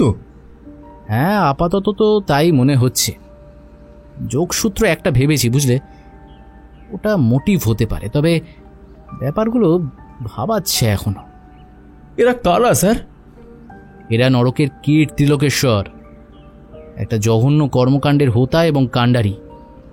জঘন্য অপরাধ? সেটা কি স্যার? নেক্রোফিলিক কথাটা শুনেছ কখনো? কড়িকাঠের দিকে চেয়ে ধোঁয়া ছেড়ে বললেন রমানাথ। তার গলায় কি একটু বিষাদের সুর ভাজল? শব্দটা শুনে একবার থমকে গিয়ে ভাবল ত্রিলোকেশ্বর। ভাবনার জাল কাটল রমানাথের আওয়াজে। ইহে, বলো, শুনেছ আগে? হ্যাঁ স্যার, শুনেছি। ওই মৃতদেহের সাথে যারা সঙ্গম করে তাদেরকে নেক্রোফিলিক বলে। ইয়েস, দ্যাট ব্লাডি বাস্টার্ড দেয়ার। আর এরা শুধু সঙ্গমই করতো না, সেটা আবার ভিডিও করে বিক্রি করত। জানলার বাইরের দিকে তাকিয়ে দৃঢ় কণ্ঠে বলে উঠলেন রমানাথ। বছর দুয়েক আগে ভাগ্নির বলা একটা কথা মনে পড়ল ত্রিলোকেশ্বরের। তার বান্ধবীকে কেউ হত্যা করে তার সাথে সঙ্গম করেছে। দিন সাতেক পর তার মৃতদেহ পাওয়া যায়। শরীরের গোপন জায়গাগুলিতে সিগারেটের পোড়া দাগের কথা উল্লেখ ছিল পোস্টমর্টম রিপোর্টে। সে কথা মাথায় আসতেই মনে হলো সেদিনকার মতোই আবার এক বিভূমি সারা উদ্বেগ ঘটেছে। ত্রিলোকেশ্বরের শরীর গুলিয়ে উঠল। স্যার, আমি একটু আসছি। হ্যাঁ, বলে রমানাথের অনুমতির অপেক্ষা না করেই বেরিয়ে গেল সে। রমানাথ আরও একবার ধোঁয়া ছেড়ে নীরবে তাকিয়ে রইলেন জানলার বাইরের দিকে। ত্রিলোকেশ্বর বাইরে এসে চোখে মুখে জলের ছিটে নিল। সিগারেটের তৃষ্ণা পাচ্ছে ওর। সিনিয়র ধূমপান করলেও তার সামনে ধূমপান করা অভব্যতা। বাইরে গিয়ে একটা সিগারেট টেনে আবার ফিরে এলো মর্গে। আসবো স্যার। কোথায় গিয়েছিলে? সরি স্যার, শরীরটা একটু খারাপ লাগছিল হঠাৎ। বুঝলে ত্রিলোকেশ্বর, এরা হলো সেই নেক্রোফিলিক লোকজন যারা এই জঘন্য পাপ করতে বিন্দুমাত্র কুণ্ঠা দ্বিধাবোধ করে না। আর মানুষের পাপের ঘোড়া যখন পূর্ণ হয় তখনই তো বিভিন্ন রূপে অভ্যুত্থান হয় কারোর, মানুষকে তার পাপের শাস্তি দেয়। আর এদেরও ঠিক সেই দশাই হয়েছে। কিছু মর্গে অর্গান ট্রাফিকিং হয় এটা জানা কথা, কিন্তু এটা নতুন একটা নেশার পেশা। ভিতরের লোক জড়িত না থাকলে এই জিনিস হয় না। জাস্ট একবার ভাবো, তোমার আমার পরিবার প্রিয়জনের লাশ মর্গে ময়নাতদন্তের জন্য পাঠানো হয়েছে, সেখানে এসেও তার মুক্তি নেই।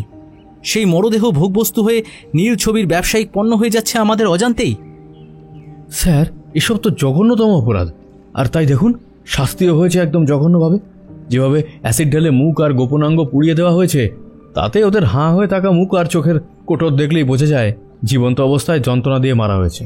একদম তাই ত্রিলোকেশ্বর। আর জানলে আরো আশ্চর্য হবে যে এই কাজটা করেছে ওই স্ট্রেচারে শোয়ানো মেয়েটার লাশটা।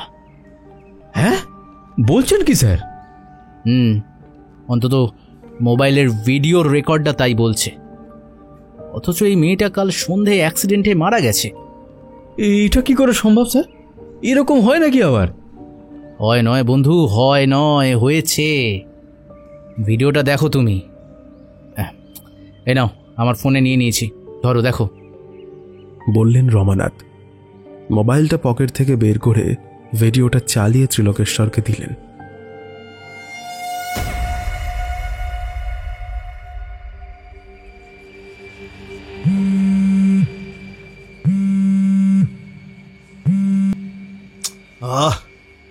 হ্যালো,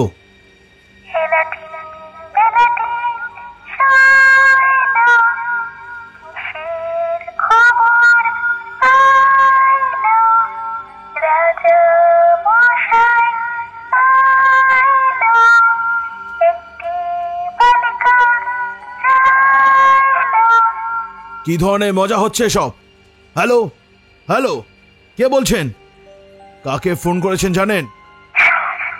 খ্যাসখ্যাসে মেইলি গলায় কথাটা শুনে থম মেরে গেলেন ফোনের এ প্রান্তে থাকা Mukherjee sir, Shri Pratul Mukherjee, commissioner of Kolkata police. ফোনটা সামনে নিয়ে নাম্বারটা দেখলেন একবার। ট্রু কলারে লেখা উঠছে আননোন নাম্বার। পার্সোনাল নাম্বারে ফোনের রিং বাজছে দেখে তাড়াহুড়োতে নাম্বার না দেখেই ফোন রিসিভ করতেই ফোনটা কানে নিয়েছিলেন প্রতুল বাবু ওরফে মুখার্জি স্যার। কয়েক সেকেন্ড চুপ করে রইলেন। কে বলছেন?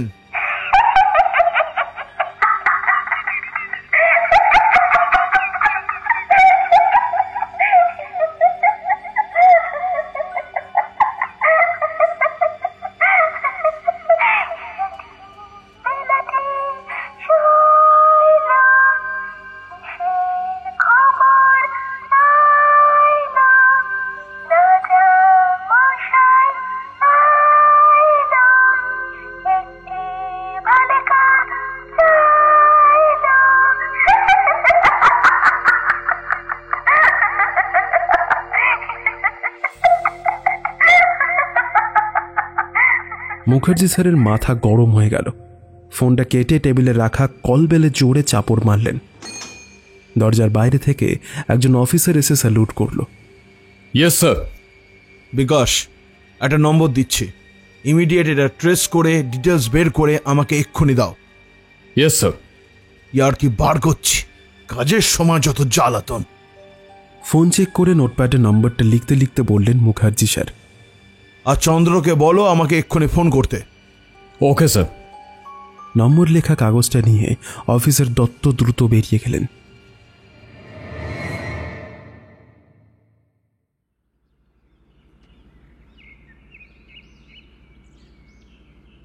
চন্দ্র স্পিকিং স্যার। হ্যাঁ স্যার, ইনভেস্টিগেশন চলছে। স্যার, একটা অন রেকর্ড এভিডেন্স পেয়েছি। আপনার সঙ্গে এই বিষয়ে কিছু কথা আছে। ওকে স্যার, আমি এক্ষুনি আসছি। মুখার্জি স্যার? হ্যাঁ, একবার যেতে হবে অফিসে। যাকে বাদ দাও, ভিডিওটা দেখে কি বুঝলে সেটা বলো, শুনি। এ তো স্যার দেখছি কনজিউরিং নান ডিবিউক সিনেমা ফেল। উফ, বাপরে কি দৃশ্য! গায়ে কাঁটা দিচ্ছে এখনো। ছড়াটা শুনলে? হ্যাঁ স্যার, আমাদের গ্রামের দিকে ছোটবেলায় এরকম ছড়া বলতে বলতে খেলেছি অনেক, তাই ওটা শুনে তো আরও চমকে গেছি। কি বিভৎস ব্যাপার, ছড়া বলতে বলতে নির্দ্বিধায় খুন, তাও আবার ওই লাশ। স্যার স্যার আমার মাথা ঘেঁটে যাচ্ছে স্যার। এই কেসের সমাধান করবেন কি করে? হ্যাঁ, মুখার্জি স্যারকে কি বলবেন ভূতে খুন করেছে? তারপর প্রেস মিডিয়াকে কি জবাব দেবেন? স্যারের সাথে এই নিয়েই কথা বলতে যাব। অফিসে ডাকলেন স্যার। আচ্ছা তুমি এখানেই থাকো, বুঝলে? আমি একটু ঘুরে আসি। স্যার ওই লাশ আবার যদি? ভয় নেই, বিনাশায় চতুষ্কৃতম। ত্রিলোকেশ্বরের দিকে তাকিয়ে মৃদু হেসে বললেন রমানাথ। আমি আসি।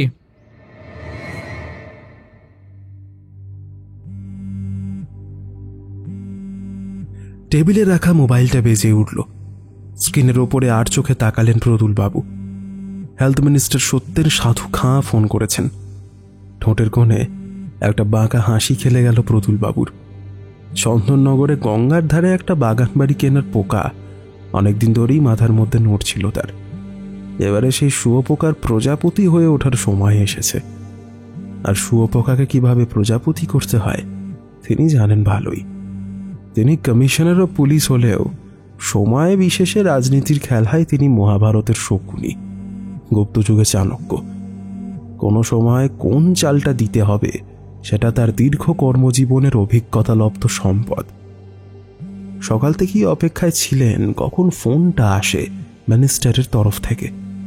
মুখে অল্প হাসি নিয়ে কণ্ঠে গাম্ভীর্য বজায় রেখে ফোনটা রিসিভ করলেন প্রতুলবাবু। বলুন স্যার। কেসটা নিয়ে কিছু ভাবলেন? চিন্তা করবেন না, কেস একদম ঘুরিয়ে দেব। কোনো মিডিয়া থাকবে না তো? নো, কোনো মিডিয়া অ্যালাউ নেই। মিডিয়াতে এখন যা চলছে, যেভাবে চলছে তা চলুক। এই কেসের কোনো ফুটেজ মিডিয়াতে যাবে না, চিন্তা নেই। আর চন্দ্র?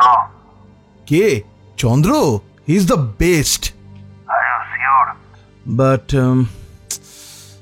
ওকে, নো প্রবলেম। ওকে এই কেস থেকে সরিয়ে দেওয়া যাবে। কোনো প্রবলেম হবে না তো? আরে স্যার চিন্তা করছেন কেন? This is not the first time. I am experienced enough to handle this type of cases. Okay sir আসবো? রমানাথ দরজায় নক করলেন। ওয়েট। রুম থেকে আওয়াজ দিলেন প্রতুলবাবু। Yes Chandra, come in.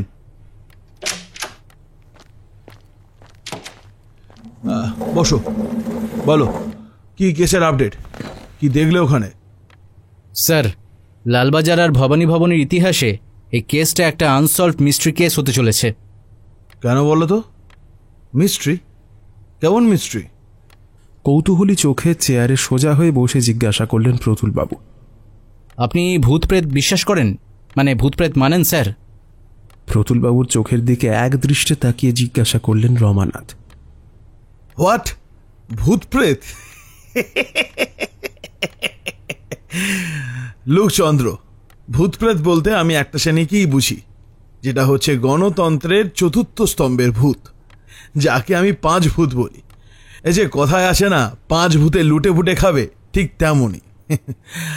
আমাদের কোনো কাজে পান থেকে চুন খসলেই প্রেস মিডিয়া যেভাবে আমাদের দায়িত্ব জ্ঞান নীতিবোধকে উল্লেখ করে ছিঁড়ে খায়, সেই পঞ্চভূতকেই আমি মানি একমাত্র। বাকি সব ওইসব শুভ অশুভ কিসব বলে না, ওইসব জাস্ট বোগাস কথাবার্তা। মানুষ যা প্রমাণ করতে পারে না সেটাকে একটা জুৎসই কথার প্যাঁচে ফেলে আপ্তবাক্য হিসাবে প্রতিষ্ঠা করতে চায়, বুঝলে? তাহলে স্যার এটাকে আপনি কথার কোন প্যাঁচের মধ্যে ফেলতে চান? দেখুন। বলে মোবাইলটা বের করে ভিডিওটা প্লে করে প্রতুলবাবুর সামনে ধরলেন রমানাথ। এক নীরব দৃশ্য দিয়ে ভিডিওটা শুরু হলো। তারপরে কিছু কথোপকথন। প্রতুলবাবু কৌতূহলী চোখে দেখতে লাগলেন ভিডিওটা। তারপরেই শুরু হলো সেই খানিক আগে মোবাইলে শোনা ছড়ার আওয়াজটা ভেসে আসতেই প্রতুলবাবুর মুখের হাসি মিলিয়ে গেল। ছড়াটা শুনে মুখার্জি স্যারের মুখে হঠাৎ এমন পরিবর্তন লক্ষ্য করে রমানাথের ভ্রু সংকুচিত হলো। রমানাথের ষষ্ঠ ইন্দ্রিয় সচকিত হয়ে উঠল। রমানাথ কৌতূহলী চোখে ভ্রু সংকুচিত করে এক দৃষ্টে মুখার্জি স্যারের মুখের অভিব্যক্তির পরিবর্তন দেখতে লাগল। রমানাথের মনে হলো মুখার্জি স্যার এই ছলার সাথে পূর্ব পরিচিত। শিকারী বাঘ যেমন অদূরেই নিশ্চিত শিকারকে দেখে নিজেকে প্রস্তুত করে শরীর টান টান করে, মুখার্জি স্যারের চোখে মুখেও সেই রকম যেন অভিব্যক্তি লক্ষণীয়। রমানাথ দেখল মুখার্জি স্যারের চোখের দৃষ্টি ক্রমশ প্রখর হয়ে আর চোয়াল শক্ত হয়ে উঠেছে। ভিডিও চলছে অল্প আওয়াজে। ভিকটিমদের কথাগুলো এক এক করে কানে ভেসে আসছে রমানাথের। এই ভিডিও যদি মিডিয়ার হাতে একবার পৌঁছায় তাহলে রাজনৈতিক মহল এবং জনগণের মধ্যে একটা ঝড় উঠবে। মনে মনে একবার ভাবল রমানাথ। ক্রমশ একের পর এক জান্তব যন্ত্রণার চিৎকার ভেসে আসছে ফোনের স্পিকার থেকে। রমানাথ বুঝতে পারল এখন ভিকটিমদের চোখ আর গোপনাঙ্গের ওপারে অ্যাসিড ঢালার প্রক্রিয়া চলছে। এরপরে স্ক্যালপেল আর ফোরসেপস সিজার দিয়ে চোখ উপড়ানো হবে। তারপরে খিলখিল করে হাসি, আর সেই ছড়াটা বলতে বলতে ভিকটিমদের গোপনাঙ্গ কেটে সেগুলো ওদের নিঃশ্বাস হয়ে আসা আর্তচিৎকারের ধ্বনিকে চিরতরে বন্ধ করবার জন্য মুখগহ্বরের মধ্যে ঢুকিয়ে আরেক শিশি অ্যাসিড ভিকটিমদের মুখে ঢেলে দেবে ওই সদ্য মৃতা তরুণী। নিজের মৃতদেহর সাথে অবিচারের প্রতিশোধ নিয়েই হোক বা এ যাবৎ হয়ে আসা অনাচারের প্রতিশোধ নিয়েই হোক, এরপরে মেয়েটা খোনা গলায় খিক খিক করে হাসি দিয়ে পিঠের দিক করে ঢলে পড়বে স্ট্রেচারের ওপরে। যেন কোনো সুনির্দেশিত একটি রুদ্ধস্বাদ ভৌতিক সিনেমা, যা সিনেমার শ্রেষ্ঠ কলাকুশলীদের অভিনয় দক্ষতা ও সিনেমা স্ক্রিপ্টের নৃশংসতাকেও হার মানাবে। ঘটনা চলাকালীন ধাক্কাধাক্কিতে মোবাইল স্ট্যান্ড উল্টে পড়ে গিয়েছিল। ভিডিওটা তাই আড়াআড়িভাবে ঘরের সম্পূর্ণ মেঝের দৃশ্যই ধরা পড়েছে। স্ট্যান্ডটা দাঁড় করানো থাকলে হয়তো এসব কিছুই দেখা যেত না, শুধুমাত্র শুরুর দৃশ্যটা বাদে।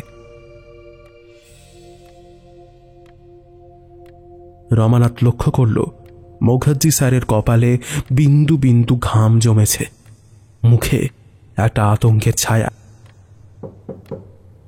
এখন দরজায় একটা নক হলো। বাইরে থেকে আওয়াজ এলো, আসবো স্যার?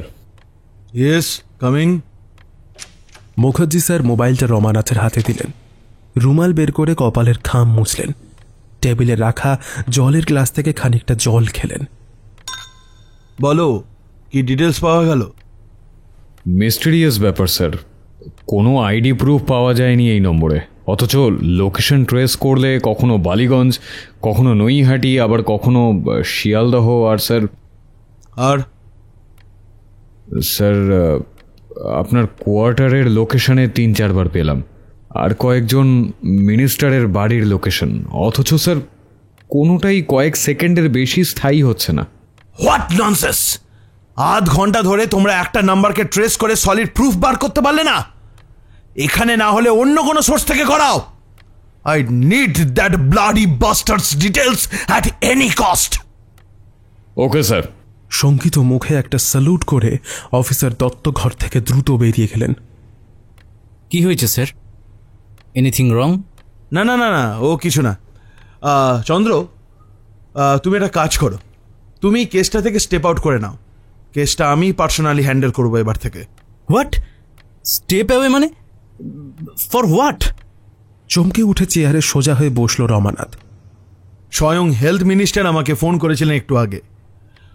উনি আর কাউকে বিশ্বাস করতে পারছেন না, শুধু আমাকে ছাড়া। আর তাছাড়া তুমি বুঝতে পারছো, এই কেসের সঙ্গে স্টেট আর গভর্নমেন্টের একটা রেপুটেশন জড়িয়ে আছে। তাই উনি পার্সোনালি আমাকে এই কেসটা দেখতে বলছেন। ক্রমাগত চাপ আসছে ওপর মহল থেকে। সিএম ম্যাডাম অবধি এই বিষয়টা নিয়ে উদ্বিগ্ন হয়ে আছেন। তাও কোনো প্রেস আর মিডিয়া এখনো জানেনি ব্যাপারটা। হোপ তুমি বুঝতে পারছো এই কেসটা কতটা ইম্পর্টেন্ট। স্যার, কি বলছেন কি আপনি? আমিও তো আমার বেস্ট দিয়ে কেসটা তদন্ত করছি, আর এই মিস্ট্রিটা আমারও সলভ করা দরকার, অন্তত প্রফেশনাল লাইফ একটা স্ট্যান্ডমার্ক হিসেবে। No argument about it, stop it here. এই কেসের সমস্ত এভিডেন্স ফাইল আমার কাছে জমা দিয়ে যাও, আর কেসটা হ্যান্ড ওভার করে দিয়ে যাও 12টার মধ্যে। আর এই ভিডিওটা ডিলিট করে দিও। Okay sir. আচ্ছা স্যার, একটা কথা বলুন তো। কে? আবার কি হলো? আপনি এই ছড়াটা আগে কোথাও শুনেছেন? রমানাথ দেখলেন মুখার্জি স্যারের কপালের কাছের চোখের দুই ভ্রু অর্থাৎ সচকিত হয়ে সোজা হয়ে গেল। মুখের মধ্যে রাগী এবং বিরক্তির ভাব চলে গিয়ে মুহূর্তের মধ্যে সেখানে বিরাজ করছে একটা চাপা ভয় আর আতঙ্কের ছায়া। মুখার্জি স্যারের কপালে আর দুই পাশের রগে বিন্দু বিন্দু ঘামের ফোঁটা দেখা যাচ্ছে।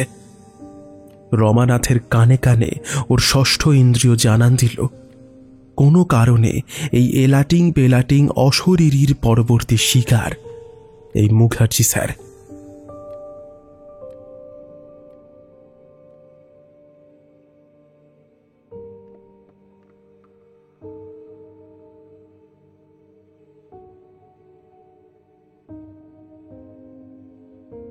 বলুন স্যার। হ্যাঁ স্যার, বডিগুলো ফ্রিজারে রেখে দেওয়া হয়েছে। হ্যাঁ, বাকি সব সিল করা চলছে। কি স্যার? মানে? ওকে স্যার, আসছি। কলটা কেটে ভ্রুকুচকে ভাবতে লাগলো ত্রিলোকেশ্বর। কি এমন হলো যে আমাদের দুজনকে এই কেসের দায়িত্ব থেকে সরিয়ে কমিশনার স্যার নিজে এই কেসের দায়িত্ব নিতে চাইছেন? রমানাথ স্যারের সাথে মুখোমুখি কথা না হলে এর উত্তর পাওয়া যাবে না। অনেক রহস্য জড়িয়ে আছে এই কেসে, সেগুলোর সমাধান দরকার। ত্রিলোকেশ্বর তারাতলা থানার তদন্তকারী অফিসারের থেকে মৃত 3 ব্যক্তির ডিটেলস পেপারগুলো নিয়ে পাশের ঘরে গিয়ে মোবাইলে ফটো তুলে নিল। তদন্তকারী অফিসারকে ঘরটা সিল করার অর্ডার দিয়ে ত্রিলোকেশ্বর বাইরে বেরিয়ে এলো।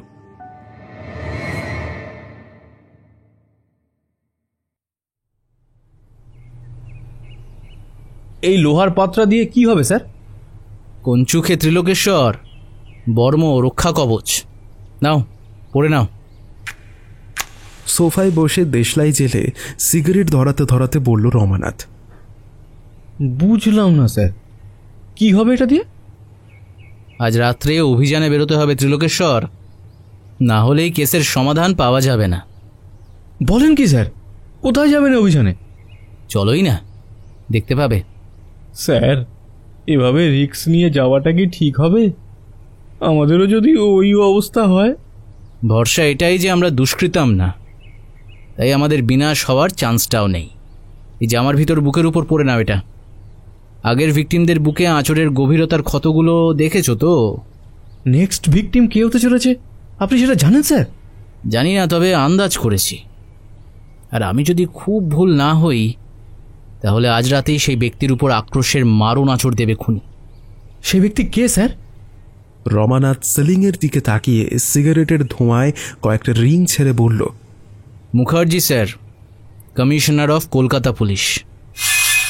ত্রিলোকেশ্বরের চোখ বিস্ময়ে কপালে উঠে গেল। মানে আপনি কিভাবে বুঝলেন যে নেক্সট ভিকটিম মুখার্জি স্যার? আজ স্যার যখন ভিডিওটা দেখছিলেন, তখন ঠিক ওই ছড়ার অংশটা শুরু হতেই আচমকা স্যারের মুখে অভিব্যক্তির পরিবর্তন লক্ষ্য করেছিলাম। ওনাকে জিজ্ঞাসা করলেও কোনো সদুত্তর দেননি। আমার কেন জানি মনে হচ্ছিল মুখার্জি স্যার এই ছড়া আগেও শুনেছেন। আর তারপরই বিকাশ এসে স্যারের দেওয়া একটা নাম্বার ট্রেসের ব্যাপারে রিপোর্ট জানায়। রুম থেকে বেরিয়ে বিকাশকে ধরে সব জানলাম। আমি লালবাজারে আসার আগে স্যারের ফোনে একটা কল আসে একটা আননোন নাম্বার থেকে। জেনে আশ্চর্য হবে, হুগলিতে যে মনোজিৎ সুর মার্ডার হয়েছিল তার ফোনেও একটা কল আসে ঘটনার ঠিক আগে। সেই নাম্বার আর এই নাম্বার একই ব্যক্তির। স্যারের কল রেকর্ডিংটা শুনি আমি। ভিডিও আর কলের ওই অশরীরীর ভয়েস দুটোই ম্যাচ করছে। সেই জন্যই আমি নিশ্চিত হলাম যে আজ রাত্রেই কিছু একটা অঘটন ঘটতে চলেছে। আততাই শরীরই হোক বা অশরীরী, মুখার্জি স্যার যে তার নেক্সট ভিকটিম, এই ব্যাপারে আমি শতভাগ নিশ্চিত। তাই আজ রাত্রে একটা চান্স আমাকে নিতেই হবে।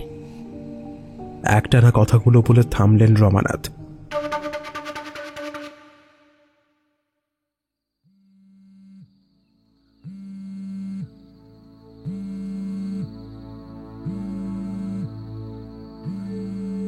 মোবাইলের ভাইব্রেশনের শব্দে তন্দ্রালু ভাবটা কেটে গিয়ে ঘুম চোখে তাকিয়ে সোফায় নড়ে বসলেন প্রতুলবাবু। সামনের টেবিলে রাখা অর্ধেক শেষ হবা গ্লাইনফিডের বোতলটা রুমের বাহারি নীল আলোয় আরও চকচকে লাগছে। মাথাটা ঝিমঝিম করছে এখনো। তন্দ্রালু চোখে সোফার সামনে রাখা গোল টেবিলের ওপরে ফোনটা নিয়ে স্ক্রিনের দিকে তাকাতেই প্রতুলবাবু চমকে উঠলেন।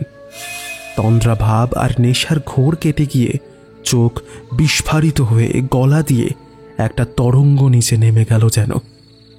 ফোনটা তখনও হাতের তালুতে ভঁ ভঁ করে কাঁপছে। প্রতুলবাবু শঙ্কিত চোখে মোবাইলের স্ক্রিনের ওপরে এক দৃষ্টে চেয়ে তাকালেন। সকালের সেই নাম্বারটা। প্রতুলবাবু মনে মনে ভাবতে লাগলেন কলটা রিসিভ করবেন কি না। ঘড়িতে দেখলেন রাত্রি 12:30। ভাবগতিক ভালো ঠেকছে না, রিভলভারটা আমার কাছে রাখা দরকার। মনে মনে ভাবলেন প্রতুলবাবু। রমানাথের মোবাইলে দেখা দৃশ্যগুলো দেখার পরে যেন মাথার মধ্যে জেঁকে বসে গিয়েছিল সেই দৃশ্যগুলো। আততাই যেই হোক, সে যে নারকীয় কিছু হত্যাকাণ্ডের মাধ্যমে সুকৌশলে সমাজের কিছু কীটকে বিনাশ করছে সেটা ভালোই বুঝতে পারছি। তারপর হয়তো কোনো একদিন আমারও এই পরিণতি হতে পারে, তাই আগে ভাগেই সাবধানতা অবলম্বন করা দরকার। তিনি প্রস্তুত আছেন মোকাবিলা করার জন্য।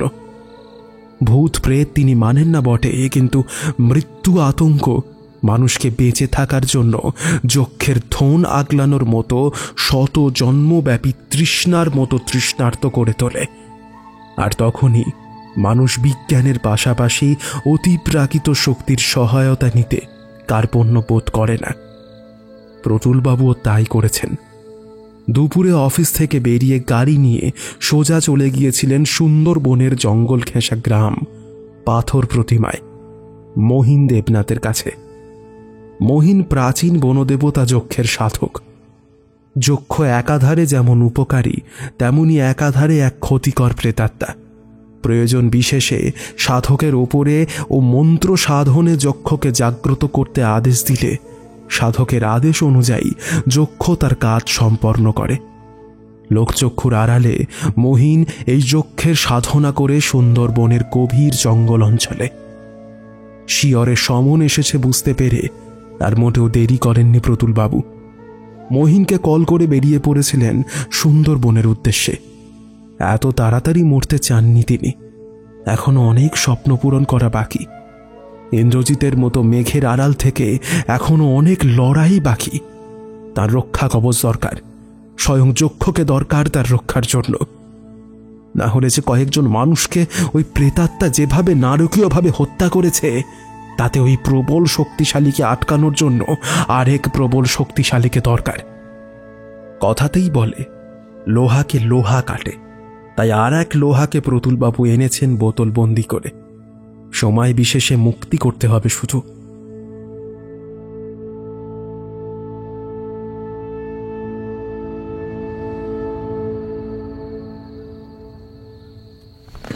সোফা থেকে উঠে তোলতে তোলতে গিয়ে দেওয়ালের কাছে রাখা টেবিলের ড্রয়ার থেকে রিভলভারটা বের করলেন প্রতুলবাবু। চেম্বারে 6টা তাজা বুলেট ঠাসা। হঠাৎ একটা ঠান্ডা হিমেল হাওয়ার পরশ তার শরীর ছুঁয়ে গেল। প্রতুলবাবু সচকিত হয়ে উঠলেন।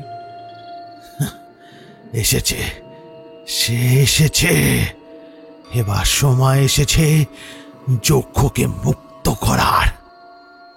প্রতুলবাবুর ঠোঁটের কোণে একটা হাসি খেলে গেল, চোয়াল শক্ত হলো তার। টেবিলের ওপর ড্রয়ারটা খুলে লাল কাপড়ে মোড়া একটা কাঁচের শিশি বের করে আনলেন তিনি। তারপরে এক হাতে রিভলভার উদ্যত করে ও আরেক হাতে লাল কাপড়ে ঢাকা কাঁচের শিশিটা নিয়ে চকিতে পেছনে ঘুরলেন প্রতুলবাবু। ঘরের নীল আলোয় দেখতে পেলেন সোফার কাছে মেঝের ওপরে নারীর ছায়ামূর্তি দাঁড়িয়ে আছে। ঠিক দাঁড়িয়ে নেই, মাথাটা সামান্য ঝুঁকে আছে সামনের দিকে। পা দুটো মেঝের থেকে একটু ওপরে উঠে শূন্যে ভাসছে। সামনে খোলা চুল নেমে আসছে কোলের কাছে। আচমকা দেখলে মনে হবে সিলিং থেকে কেউ গলায় ফাঁস দিয়ে ঝুলে আছে। ক্রমশ সেই সাদা ছায়ামূর্তি একটি কায়ায় রূপান্তরিত হল। প্রতুলবাবুর কানে অশরীরী মেয়েটা ক্ষীণ কণ্ঠে ছড়ার স্বর ভেসে এলো। হেলাটিং বেলাটিং চইল, কিসের খবর আইলো, রাজা মশাই আইলো, একটি বালিকা চাইলো। প্রতুলবাবুর শরীরটা একবারে আতঙ্কের শিহরণ দিয়ে কেঁপে উঠল। এই সেই ছোড়া যেটা বলতে বলতে মর্গের ভিতরে নৃশংসতা মাত্রা ছাড়িয়ে 3 জনকে অবলীলাক্রমে হত্যা করেছে মেয়েটা। কিন্তু এই অশরীরী মেয়েটা কে? হ্যাঁ, আর কেনই বা এই নিধন যজ্ঞে নেমেছে? যজ্ঞের সাথে প্রেতাত্মার সংঘাতের আগেই এই প্রশ্নের উত্তর আমার জানা দরকার। মেয়েটার মুখের সামনে থেকে চুল সরে গিয়ে সাদা ছাই মাখা মুখটা ভেসে উঠেছে। চোখের 2 মণিতে 2 কালো বিন্দু, যেন অমোঘ আকর্ষণীয় শক্তির স্ফুরণ ঘটছে সেই 2 সাদা চোখে। লাল ঠোঁটের ফাঁক দিয়ে সাদা দাঁতের পাটি দেখা যাচ্ছে। প্রতুলবাবুর দিকে তাকিয়ে এক মায়াবী বিদ্রুপের হাসি অশরীরী মেয়েটার লাল ঠোঁট থেকে সারা মুখে ছড়িয়ে পড়েছে। এই কে তুই?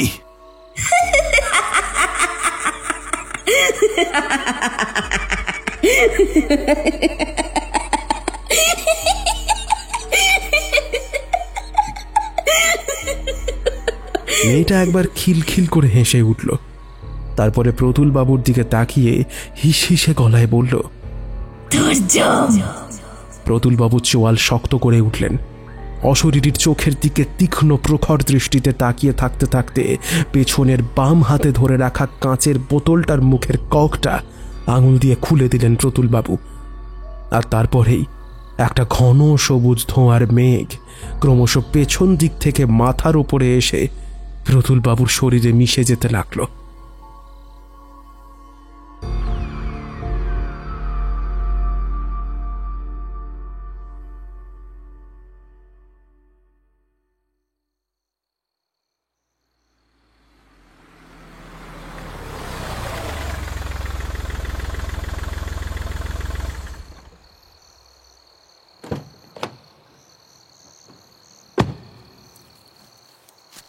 স্যার, এভাবে যাওয়াটা কি ঠিক হবে এত রাতে? মানে স্যার যখন আমাদের এই কেসের ব্যাপারে নাক গলাতে বারণ করেছেন তখন। ট্যাক্সি থেকে নেমে মুখার্জি স্যারের বাসভবনের দিকে হাঁটতে হাঁটতে রমানাথকে প্রশ্নটা করল ত্রিলোকেশ্বর। না গেলে রহস্যটা যে রহস্যই থেকে যাবে ত্রিলোকেশ্বর। আমার এত বছরের চাকরি জীবনে এইরকম ঘটনা এই প্রথম। তাই এটাকে নিজের কাছে অমীমাংসিত কেস হিসেবে রেখে দিতে আমার প্রফেশনালিজম এথিক্সে খোঁচা দিচ্ছে। যা হয় হবে। হত্যা আটকাতে না পারলেও হত্যার মোটিভটা আমায় জানতেই হবে, সে যেভাবেই হোক। কিভাবে স্যার? অশরীরীকে যদি দেখতেও পান, প্রশ্ন করলেই কি সে উত্তর দেবে? দেবে, আর না দিলেও আমাদের বুঝে নিতে হবে। কারণ যে ব্যক্তিদের হত্যা হচ্ছে তারা কোনো না কোনোভাবেই সমাজের এক একটা ঘৃণ্য অপরাধমূলক কাজকর্মের সাথে প্রত্যক্ষভাবে জড়িত। স্যার, হত্যাকারী যেভাবে বেছে বেছে নিধনযজ্ঞ শুরু করেছে তাতে তো ঠক বাজতে গা উজাড় হয়ে যাবে। হলে হবে ত্রিলোকেশ্বর, এও তাদের একরকম ভবিতব্য ধরে নাও। মুখার্জি স্যার কিভাবে জড়িত বলুন তো? রমানাথ দেশলাই দিয়ে সিগারেটটা ধরিয়ে একটি ধোঁয়া ছাড়ল। তুমি এখন নতুন তাই জানো না তেমন কিছু। আমরা পুলিশ গোয়েন্দারা স্টেট এবং কান্ট্রির রাজনৈতিক দাবা খেলার এক একজন মন্ত্রী, ঘোড়া এবং সিপাই। রাজনীতি আর প্রশাসনিক নীতি একে অপরের পরিপূরক বলতে পারো। মুখার্জি স্যার খাতায় কলমে প্রশাসনিক পদে এই রাজ্যের পুলিশ কমিশনার হলেও রাজনীতির পাশা খেলায় প্রয়োজন বিশেষে একাধারে শকুনি আর একাধারে কৌটিল্য চাণক। এসব ব্যাপার খুব কমজনই জানে। হে, তার মানে আপনি বলতে চাইছেন মুখার্জি স্যার অনৈতিক কাজকর্মের সঙ্গে জড়িত? বলতে চাই না, বলছি। প্রত্যক্ষভাবে না হলেও পরোক্ষভাবে হলেও উনি জড়িত। না হলে আজ আমাদের এভাবে আসতে হতো না, বুঝলে? উত্তরটা জানা দরকার, একান্তই দরকার। না হলে ছক মিলছে না ঠিক। এত হত্যা কেন? কিসের প্রতিশোধ? উত্তরটা জানা একান্তই দরকার। সিগারেটের ধোঁয়া ছাড়তে ছাড়তে বললেন রমানাথ,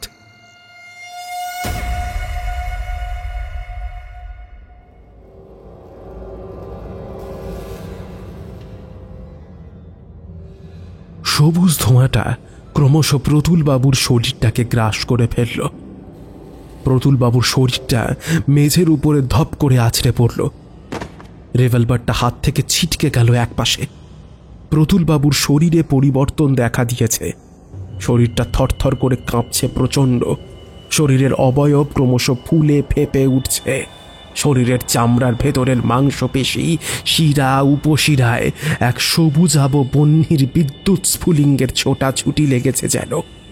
শরীরের থেকে মাথা ক্রমশ বড় আকার ধারণ করছে। চোখ আর কাল দুটো অস্বাভাবিক রকমের বড় হয়ে উঠছে। চোখের মণি, গোল সাদা কালো অংশ আবৃত হয়ে সেখানে ফুটে উঠেছে সবুজ রঙের আলোর জ্যোতি। আর চোখের মণির অংশে কৃষ্ণ গহ্বরের মতো দুই কালো গহ্বর ক্রমে ফুটে উঠছে। পুরো মোটা ঠোঁটের ফাঁকে দাঁতের পাটির মধ্যে একজোড়া সদন্ত বের হয়ে মুখ দিয়ে লালা নিঃসরণ করছে। সেই দাঁতের ফাঁক দিয়ে মোটা পুরু জিভ ছুঁয়ে আদিম অনন্তকালের রক্ত ক্ষুধার তৃষ্ণা নিঃসরণ হচ্ছে। আদিম বনদেবতা, যক্ষ আর রাক্ষসের সংমিশ্রণে এক ভয়ানক মূর্তি হয়ে মেঝের ওপর থেকে ফুঁসতে ফুঁসতে উঠে দাঁড়ালেন প্রতুলবাবু। এটা কি প্রতুলবাবু নাকি প্রেত যক্ষ? ঘরের নীল আলোয় দরজার পাশের ড্রেসিং টেবিলে আয়নায় প্রতুলবাবুর প্রেত যক্ষের অবয়বের প্রতিবিম্ব ফুটে উঠেছে আবছায়াভাবে। সেটা দেখে একবার স্মিত হেসে উঠলেন প্রতুলবাবু। অশরীরীর মতো শক্তিশালী যতই হোক না কেন, আদিম এই প্রেত চক্ষের মোকাবেলা করার মতো ক্ষমতা তার নেই। মহিনের বলা কথাগুলো মনে পড়ল প্রতুলবাবুর। তার শরীর এখন প্রেত যক্ষের সত্তা ধারণ করলেও মানসিক স্থিতি সম্পূর্ণ নিজের আছে। আর এই প্রেত যক্ষ সত্তাকে নিজের ইচ্ছে মতো চালনা করার অধিকার এখন তার মধ্যে সঞ্চারিত হয়েছে। নারী অবয়বটি এবার খিলখিল করে হেসে উঠল।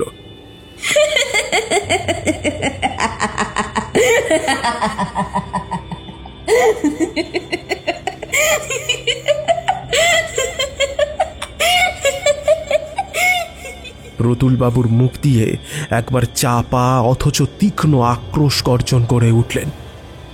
নারী অবয়বটি হিসেসে কণ্ঠে বলল, প্রেত যজ্ঞের রূপ ধরে তুই রক্ষা পাবি মনে করিস? এই যজ্ঞ আমার থেকে উদ্ভূত, আমারই আরেক সত্তা। প্রতুলবাবু আক্রোশে ফোঁস করে উঠলেন একবার। এই অশরীরী বলে কি? কি অশরীরী নারী যে প্রেত যক্ষকেও সমীহ করছে না? হ্যাঁ, ফুঁসতে ফুঁসতে মনে মনে ভাবলেন প্রতুলবাবু। প্রতুলবাবু সামনের দিকে কালো নখরযুক্ত আঙুল তুলে ঘর ঘরে কণ্ঠে বললেন, কে তুই? আমি পরমা, এই প্রকৃতির এক সত্তা। আমার জন্ম মানুষের আক্ষেপ, রাগ, তাপ, দেশ, হিংসা, অনুতাপ, আক্রোশের নিঃশ্বাসের হোম বন্যি থেকে। যে রূপ তুই এখন ধরেছিস, সেই রূপ নিয়ে আমি কোথাও না কোথাও জন্ম নিচ্ছি প্রতি মুহূর্তে। আর আজ তোর বিনাশ করতে এসেছি। প্রতুলবাবু আর অপেক্ষা করলেন না। দু হাতের নখ উদ্যত করে একটি চাপা গর্জনে ঝাঁপিয়ে পড়লেন সে নারী অবয়বটির ওপরে। আর পরক্ষণেই এক আঘাতে দেওয়ালের মেঝের উপরে ছিটকে পড়লেন তিনি। প্রতুলবাবু দেখলেন তার প্রেত যক্ষ রূপ বিশাল বপুর উদর ফালা ফালা হয়ে গেছে নখের আঁচড়ে। প্রতুলবাবু একটা হিংস্র গর্জন করে চিৎকার করে উঠলেন।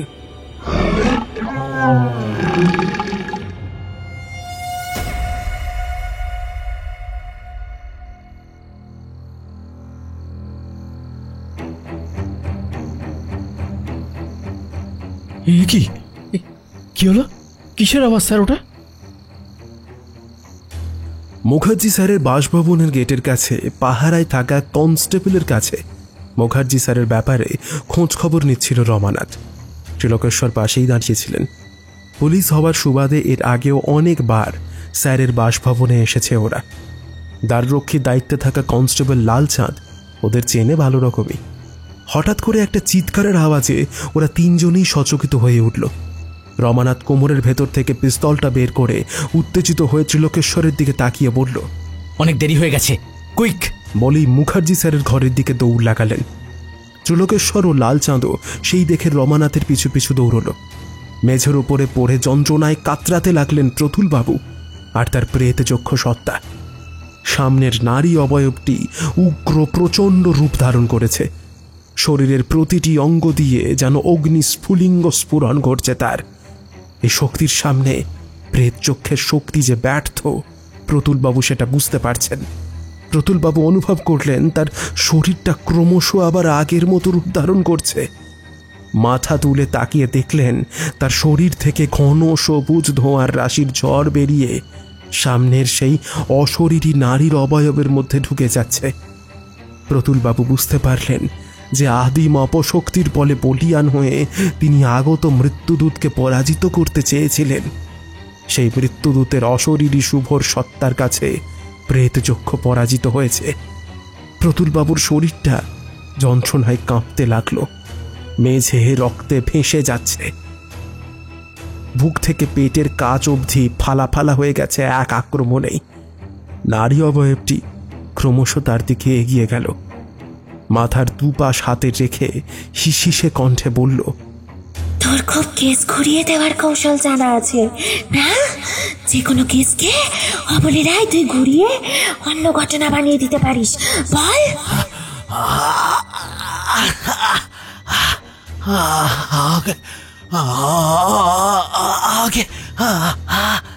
আগে ছেড়ে দাও, আগে ছেড়ে দাও, আগে ছেড়ে দাও।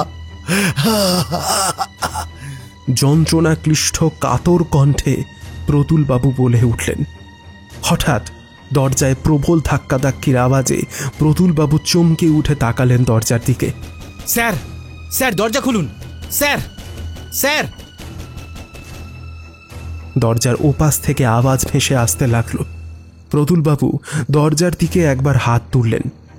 নারী অবয়বটি খিলখিল করে হেসে উঠল। তারপরে প্রতুলবাবুর মাথাটা জোরে চেপে ধরে হিস হিসে কণ্ঠে ছড়াটা বলতে লাগলো,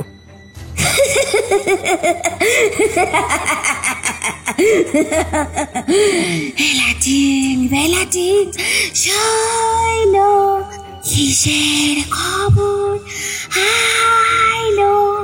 হেলাটিং মেলাটিং শৈলো, কিসের খবর আইলো? প্রতুলবাবু অনুভব করলেন মেয়েটা দুই হাত ক্রমশ তার মাথাটা ধীরে ধীরে মোচড়াতে শুরু করেছে। একটা প্রবল অসহনীয় যন্ত্রণা তার ঘাড়ের শিরা উপশিরা পেয়ে কণ্ঠনালীতে এসে জমাট বেঁধে পুঞ্জীভূত হয়ে উঠছে। প্রতুলবাবু মুখ দিয়ে গোঁ গোঁ করে আওয়াজ করতে লাগলেন। দুই চোখ যেন ঠিকরে বেরিয়ে আসতে চাইছে তার চোখের কোটর থেকে। মট করে একটা আওয়াজ হতেই প্রতুলবাবুর নিস্তেজ শরীরটা ধপাস করে পড়ে গেল মেঝের ওপর। পর মুহূর্তেই ঘরের দরজা ভেঙে হুড়মুড় করে ঢুকলেন রমানাথ, ত্রিলোকেশ্বর ও কনস্টেবল লালচাঁদ। ঘরে ওরা ছাড়া আর কেউ নেই। ঘর শূন্য। কেবল একটা ঠান্ডা হিমেল বাতাসের ঢেউ তিনজনের শরীরের শিহরণ বেয়ে যেন বিদায় নিল খোলা দরজা দিয়ে।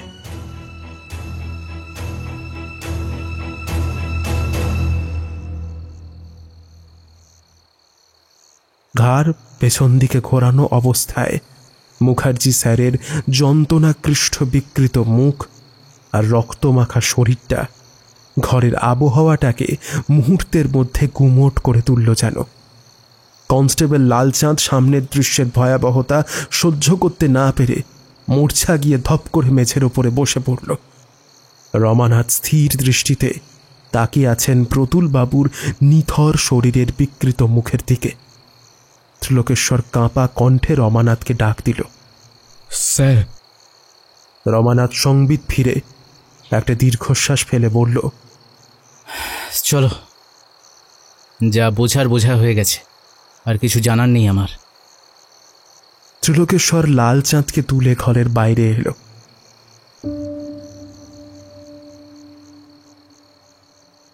স্যার, শেষ রক্ষা আর হলো না। এটাই শেষ না ত্রিলোকেশ্বর। হ্যাঁ, শেষ না মানে? এরপর এখনো হত্যা হবে? হতেই পারে, আজ না হয় কাল হবেই। সমাজে এতদিন অধর্ম তো কম কিছু হয়নি, তাই না? এভাবে একটা একটা করে সেসব বিনাশ হলে তুমি আমি সবাই ঠুঁটো জগন্নাথ হয়ে বসে দেখে যাওয়া ছাড়া কোনো উপায় নেই। স্যার, এরপর কে হতে পারে বলে মনে হয় আপনার? যে কেউ হতে পারে। আমাদের চারপাশে ভিড়ে থাকা যে কোনো মানুষ, অথবা প্রশাসনিক পদে থাকা যে কোনো নেতা, মন্ত্রী বা আমলা, যে বা যারা প্রতিনিয়ত অধর্ম অকল্যাণমূলক কাজকর্ম করে যাচ্ছে নির্দ্বিধায় নিশ্চিন্তে, অশরীরীর পরবর্তী মারণ আচর এবার তাঁদের উপরেই পড়বে। ধর্ম স্থাপনায় সম্ভবামি যুগে যুগে।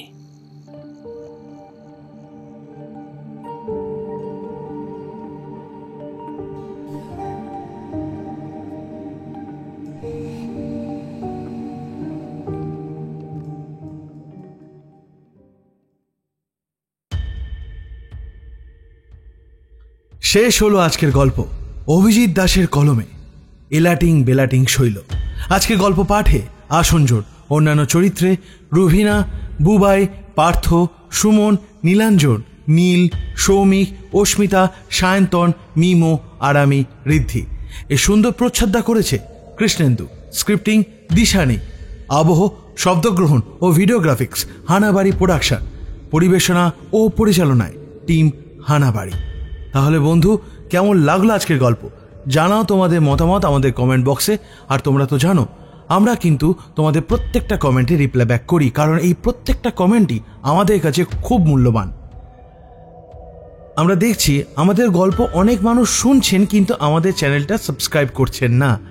তাই তাদের কাছে অনুরোধ, আমাদের গল্পগুলো যদি ভালো লেগে থাকে তাহলে অবশ্যই আমাদের চ্যানেলটা কিন্তু সাবস্ক্রাইব করে যাবেন, যাতে আমাদের নতুন নতুন ভালো গল্প এলে আপনাদের কাছেও নোটিফিকেশন পৌঁছে যায়। তাহলে বন্ধু, আজকের গল্পটা যদি ভালো লেগে থাকে তাহলে লাইক করতে হবে এবং শেয়ার করে দিতে হবে তোমাদের নিকটতম আত্মীয় স্বজনের কাছে, এবং তাদেরকে বলতে হবে আমাদের হানাবাড়ি ইউটিউব চ্যানেলটা যেন তারা সাবস্ক্রাইব করে পাশে রাখা বেল আইকন ক্লিক করে অল করে দেয়, যাতে আমাদের নতুন কোনো ভিডিও এলে সবার আগে তাদের কাছেও নোটিফিকেশন পৌঁছে যায়। আর তোমাদের জন্য খুব তাড়াতাড়ি আসতে চলেছে অভিক অর্জুন দত্তের ভয়ঙ্কর ভৌতিক গল্প, যার নাম কালরাত্রি। নজর রেখো আমাদের ইউটিউব চ্যানেলে। তাহলে দেখা হচ্ছে পরবর্তী কোনো গল্পে।